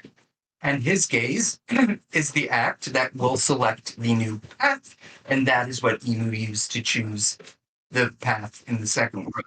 In basic wave function language, a system evolves as spread of possible outcomes until an interaction fixes one. So, in layman's terms, until your eyes decide to look at something, it's not there. Until he decides, so there's a million worlds happening until you decide to look, and then that's the path. They won't exist until you view them or have the capacity to view them. It's really strange because most people would just be like, your house is right there, but they don't exist until you view them. Mm-hmm. So it's a really strange thought because it literally okay, I'll finish. So Loki's eyes are not just special eyes, they are deferred measurements of the One Piece world's interface, whose past and future are still quantum correlated. As long as Loki's eyes remain hidden, the world's future remains unchosen at the deepest level. The amplitude can still interfere. The first, second, and third world can still coexist as unresolved components of a larger state. But when Loki opens his eyes by his own will, that is not passive seeing. That is the basis selection. That is the observer choosing which branch gets promoted into the final history. That is why this theory is going to make a huge difference in the end. Loki's hidden eyes, because once he opens them, he does not merely witness destiny for him, but the measurement of the future is for everybody. And now the slit pupils become insane symbolism because they make Loki resemble the aperture in a wave experiment in interface physics. The opening matters. The slit determines how the waveform is allowed to pass and what pattern emerges. So now the triangle is complete. Imu is the collapse pass trying to rule forever. Luffy is the free waveform trying to restore the unrealized possibility. And Loki is the observer whose sight may choose which future survives. That is why all three feel multidimensional, and I'll just end it there because I just realized I read the wrong one anyways. So well, no, that was really dope. I know we've had a conversation about all three worlds coexisting at the same time before. Yes. I will say, as amazing as that was, NYC, I struggle with how Oda would make that easily accessible and understood to the masses So- of the One Piece community, like fandom. You know what I mean? Like it's So- like too advanced even. Yeah. So can I give like a really easy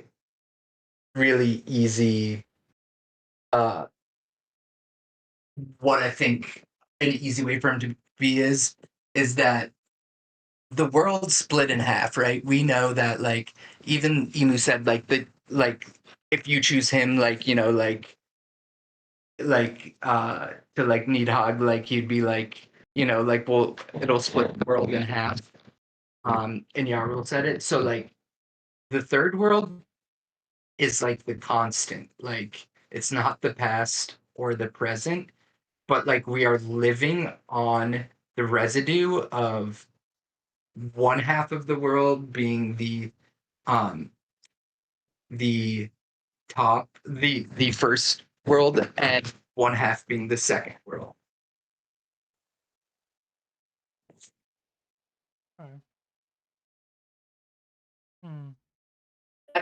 I guess that probably doesn't help make it simple to people, but yeah, I mean, so all right, so take out that part then, and the multi-dimensional part though. So like the fact that like Loki's eyes aren't, like I think that they're definitely all three of them are multi-dimensional beings, because as we're gonna have more, because just like I did with the Ophanum the other week, like those eyes allow him to see all direction and would be able to see the worlds going, like all dimensions happening at once.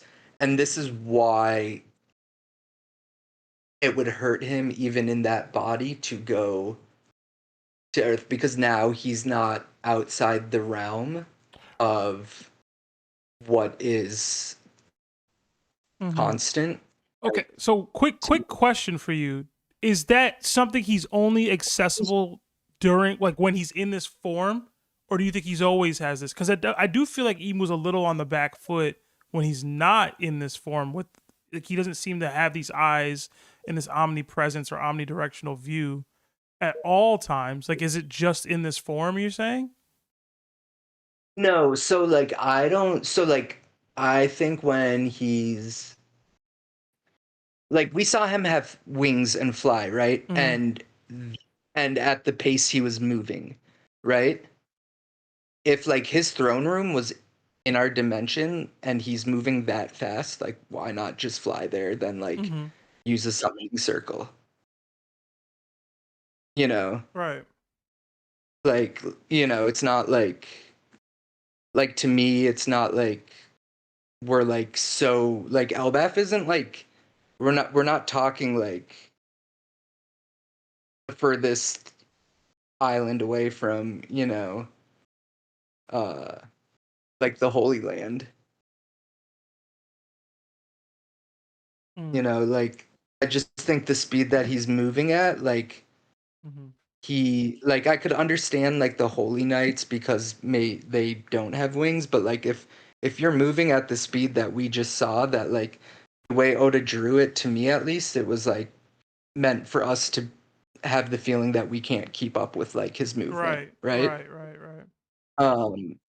And so yeah, it's just like if his speed's that fast, like I feel like there's other ways to travel than just like using the wings, the Maki. Yeah, like then using your Maki to like make a teleport ring, like yeah. No, I mean, again, I thought the theory was fire and very well eloquently put, and I tried my best to follow it along. I have to do some research on the wave functions that you were speaking on, because I just don't have that like base knowledge in general. So I was just trying to keep up in general. But like to me, the only piece of it that I'm like, I don't know, is really just is it too convoluted for the average One Piece fan to like accept, embrace, and like understand it? But if Oda can simplify it enough, like still have this concept simplified enough that like the average reader Yeah. or viewer can be like, oh, I understand that this is just these overlapping, multi-dimensional, multi-time warp like situations, then maybe like it was very like if this is the case, Oda's working at a level that I didn't know that he was working at. You know what I'm saying? So like I think everybody in here should go watch this movie called Scarlet. It's by one of my favorite animated directors. His name's Hosoda. You guys may have seen some of his work. It's he did Summer Wars. He did The Girl Who Leapt Through Time. He also happens to be one of Oda's closest friends, and Oda asked Shueisha to let him animate a few episodes and let him direct and write his own One Piece movie. Now, this movie Scarlet to me is like literally One Piece. It's like I mean, I'm like if I was Oda, I'd be like call him and be like, what the F? Like I mean Loki's in it. Loki's in it. Like it's weirdly it's weirdly parallel to this, and I didn't know they were close friends or about the movies he did till like after, because I was watching it and I was like, oh, what the hell? I was like, you said it's called this feels like One Scarlet. Piece. Yeah, I'll drop a link for anybody that wants to watch it. It's it's about like there's a tribe that does this dance to a drum of freedom, and they're looking for this tribe that's not connected to the main story, but they're looking and say that there's an ancient kingdom surrounded by a blue ocean that goes on forever. It's like it's just got these parallels that you're like. What year did it come out? It just came out. It just Shonen Showdown and I'm dropping his name. But they were at the I saw at the premiere Kumar? also like yes, they were at the premiere also like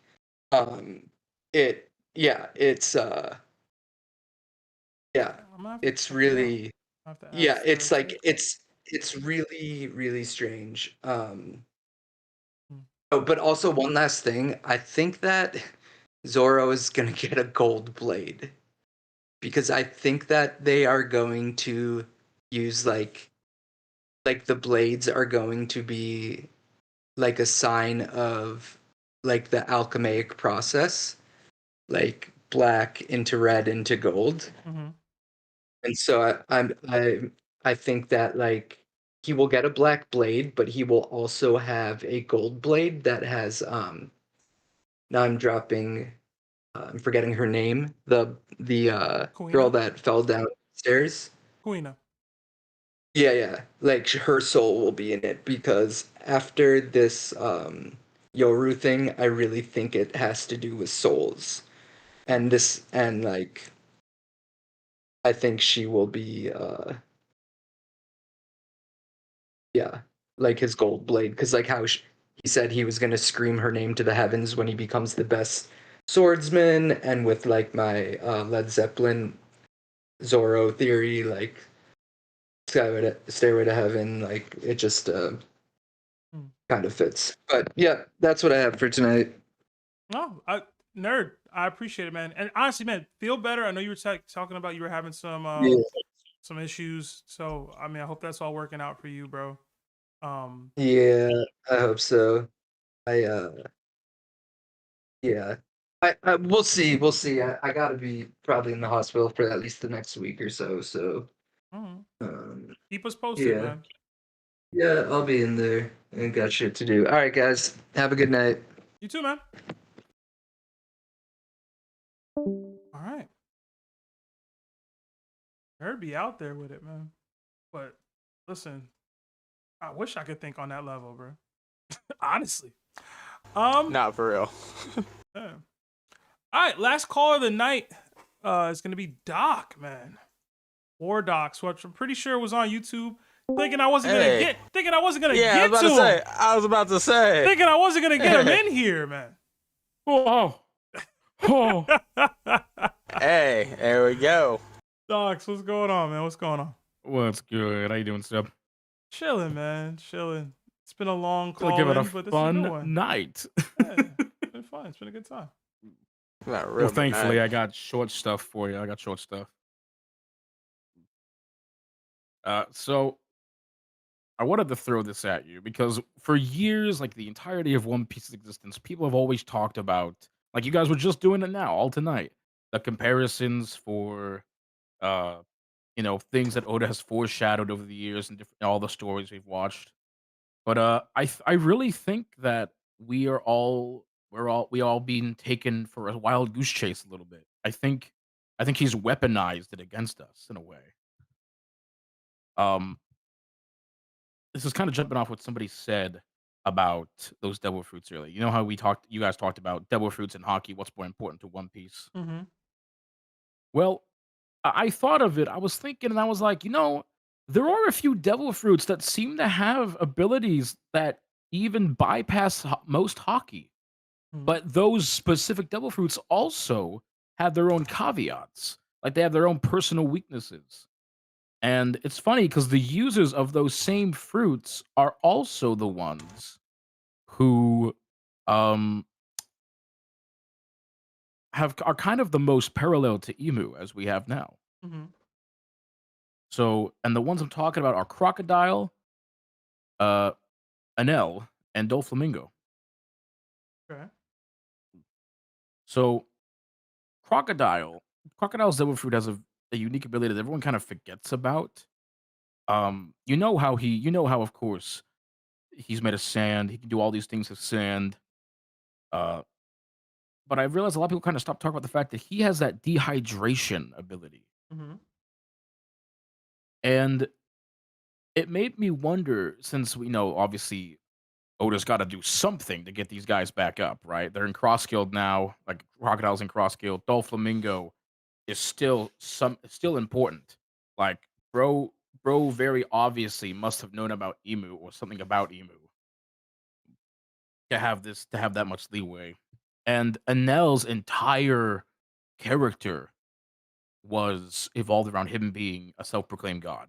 Even Emu's entry stance, everyone was like, it's Anel vibes Mm-hmm. when he first appeared. And it got me thinking about how those three devil fruits all those three devil fruits of Doflamingo, of Crocodile, and of Anel, they all had something that kind of bypassed the rules of Haki in a way, or at least they seem to imply that they did. Because sure, you can use Haki to resist devil fruit effects, but if you're caught up in like a sandstorm or a blast of lightning, there's very little, and that's not direct conqueror's Haki infusion of some kind that is going to stop that, Mm-hmm. And also with Doflamingo, it was the fact that his strings, he was doing things with strings that no one had ever seen before. He was cutting like telecommunications at one point. I still don't understand what that was about. Yeah, bro was straight up like interfering with sound waves at one point with his devil fruit, which is so strange. And heck, even if we think about it, him stabbing people with his strings, the puppetry thing, even that is kind of strange. Because someone like this is a little bit stretching it, but Fujitora didn't block the string. He had to grab it. He had to grab it. He didn't block it with Haki. Everyone who got attacked with a string and didn't get attached had to dodge it or attack it. No one even tried to block it. And I started to wonder if maybe that's because they couldn't. We have these certain devil fruits that seem to have certain abilities that can, at least bypass a form of Haki just because of their pure ability.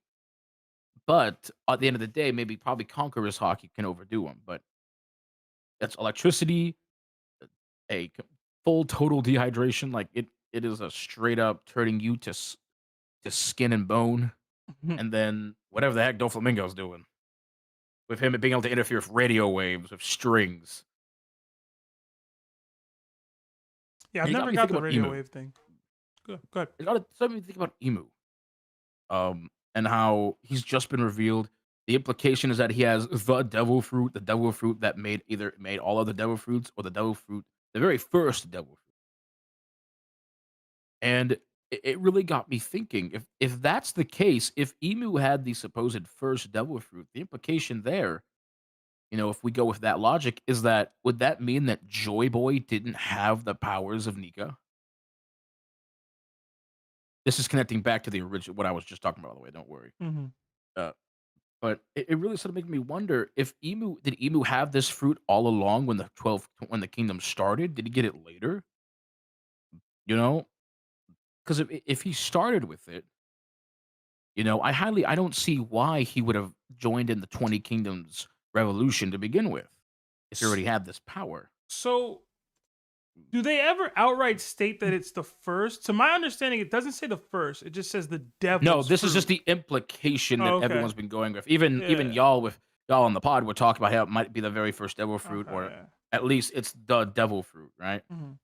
And of course, shout out to Larry, who pointed out the connections to Lucifer and the angelic symbolism with the ring of eyes. Mhm.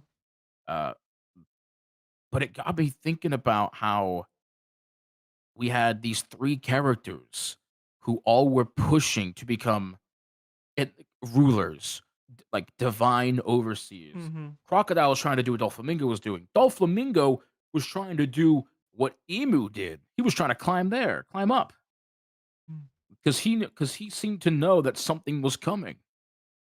His entire point was that there was something coming, something that was going to completely change the world forever. That this world was going to be over. That was like, I don't know. No one ever talks about that. How Doflamingo's, because Doflamingo kept saying over and over again, kept saying the law, kept saying the Luffy. There is something coming. This age is over. Right. He obviously knew that there was a move to be made. And the thing is, even though we're in Elbaf, we still don't know what that move is. We don't know what the next part of the plan is. We just know because Emu's always wanted Elbaf.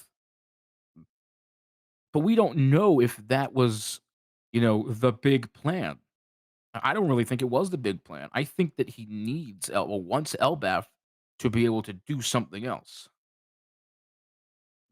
That's still up in the air of what it could be, but my point with bringing up these three previous villains is that they all were reflections of men who wanted to achieve power, not physical strength. They wanted Autonomy. political, economical, wealth, power. But they had devil fruits that all had a rule that made them very specifically poor matchups against Luffy.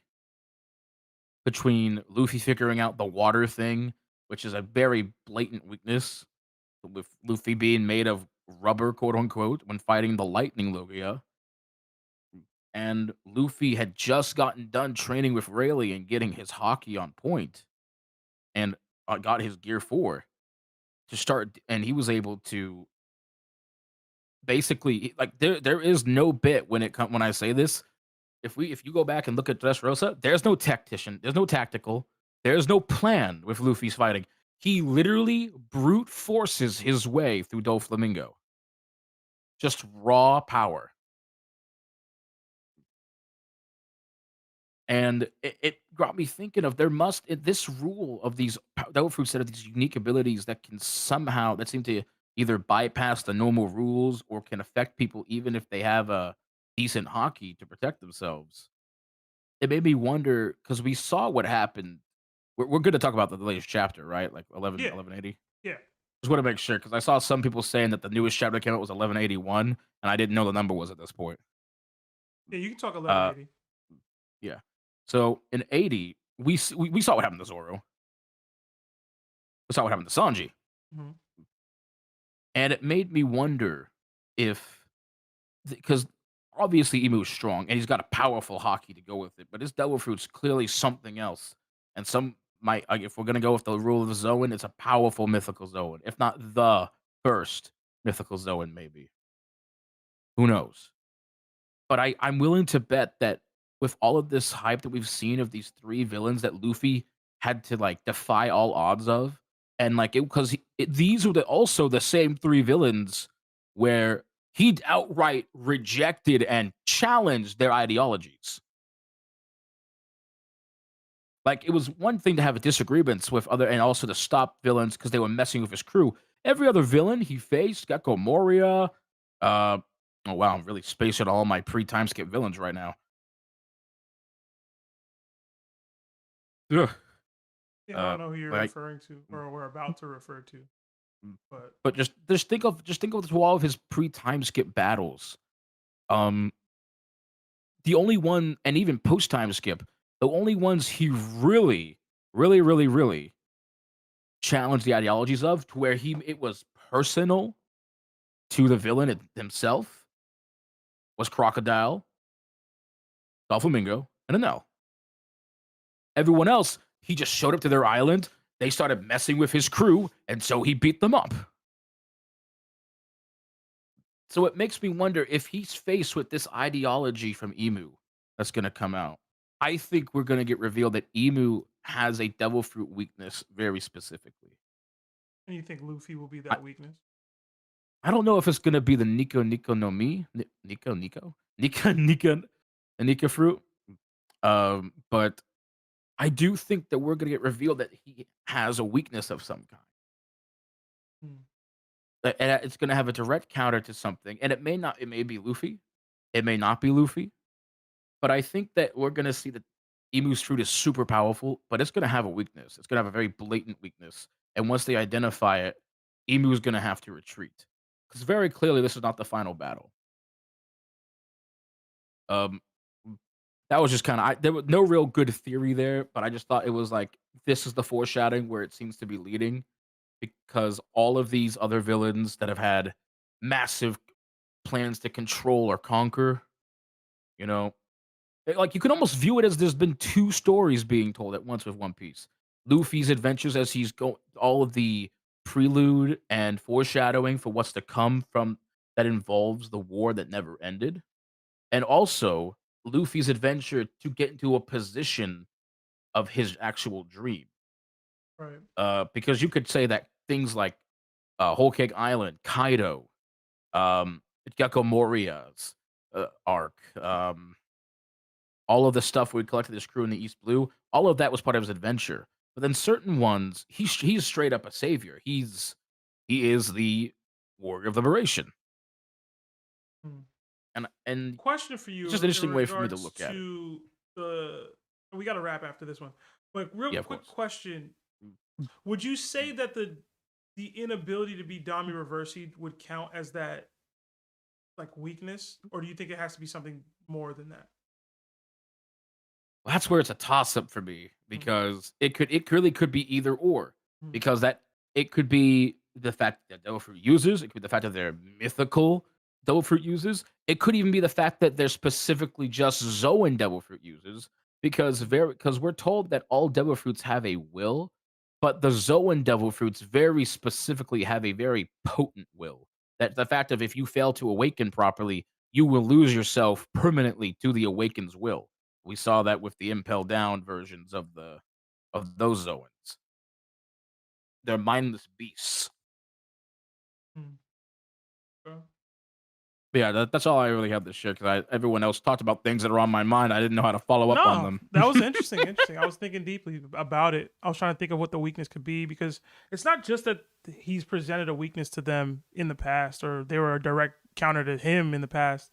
It's like all the narrative is like, oh, this is the direct counter, or the enemy, the natural enemy of God. That's what it was with Enel. And then it was basically that, like you said, ideology, I think more so ever with Doflamingo than anyone else. Like the ideologies was just so diametrically opposed, because Luffy's about freedom and Doflamingo is all about manipulation and control, and like puppeteering and hidden, like it was all the things. So it is, I am curious to see how Luffy's specific ideology will counter, like how will Oda tell this story in a different way with Imu and Luffy, I think is the important part. And then if that will also be correlated visually with some direct weakness or counter that Luffy possesses. So I like the thought process. I don't know what that counter is. I thought to the Diamond Reverse counter already, but like I don't think that's enough. You know, I think there needs to be something more if this is going to be the final villain of the story. So, and also, it should be specific to Luffy alone. The fact that Loki was also joint, not Dami reversible, I think tells me that there needs to be another thing. But, Doc. Yeah, this thank seems you. very interesting like that. Thank you for your patience, man. I know you were in there for a little bit. I got to wrap. You're all good. I do got to wrap. I got to drop. I got to handle some stuff for work. And I know you got some life stuff you got to deal with, of course. Yeah. I do want to say one thing before I dip, though. Crazy! We got the Imu reveal. Imu's moving before Dragon and the Kainu. Cannot believe it, bro. Wait, don't loop a Kainu in that. Don't loop a Kainu in that. A Kainu? No. You're still on fraud watch, my guy. I'm sorry. Thank you. Thank you. My guy. Get out of here. Get out of here. Tyler, I'll kick you out of here too. Don't ever talk about my guy, man. Don't ever talk about him like that. Whole lot of red. Okay? Hey, he's holding that desk down. Mighty fine. Last Mighty fine, sir. time a Kainu got active, people's brothers died. Your brother dead. We up one. Come get your lick back. Hey, if a Kainu's doing such a good job, why is Mary Schwa on fire? Listen, that's not his job. The Holy Knights handle that. Marine 4 good. Hey, we don't know. We don't know. We really don't know. We don't know. Oh man, the Kainu slander will not be tolerated. Not on a solo Seb stream. No, it will not. No, it will not. No, it will not.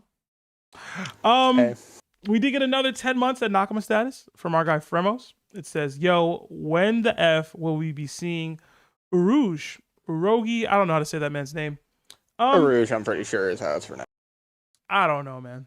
I don't have any strong Uruj theories. I will say Imu spawning wings does give some I don't know, maybe some relevance to seeing some Uruj stuff. I ain't gonna lie. I hate to say it. I think Oda straight forgot about Uruj.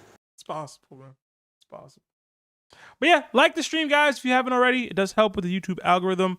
That's it. If you guys want to be a part of these call-in streams, please become a tiered member on the Discord. Do I see Preston, aka Mr. Music Major from the Life with Anime podcast in the chat? Preston, man, why you don't be pulling up?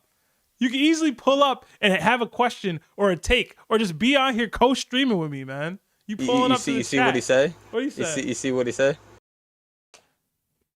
Now I'm glad Preston didn't pull up, because I would be putting hands on that boy right now.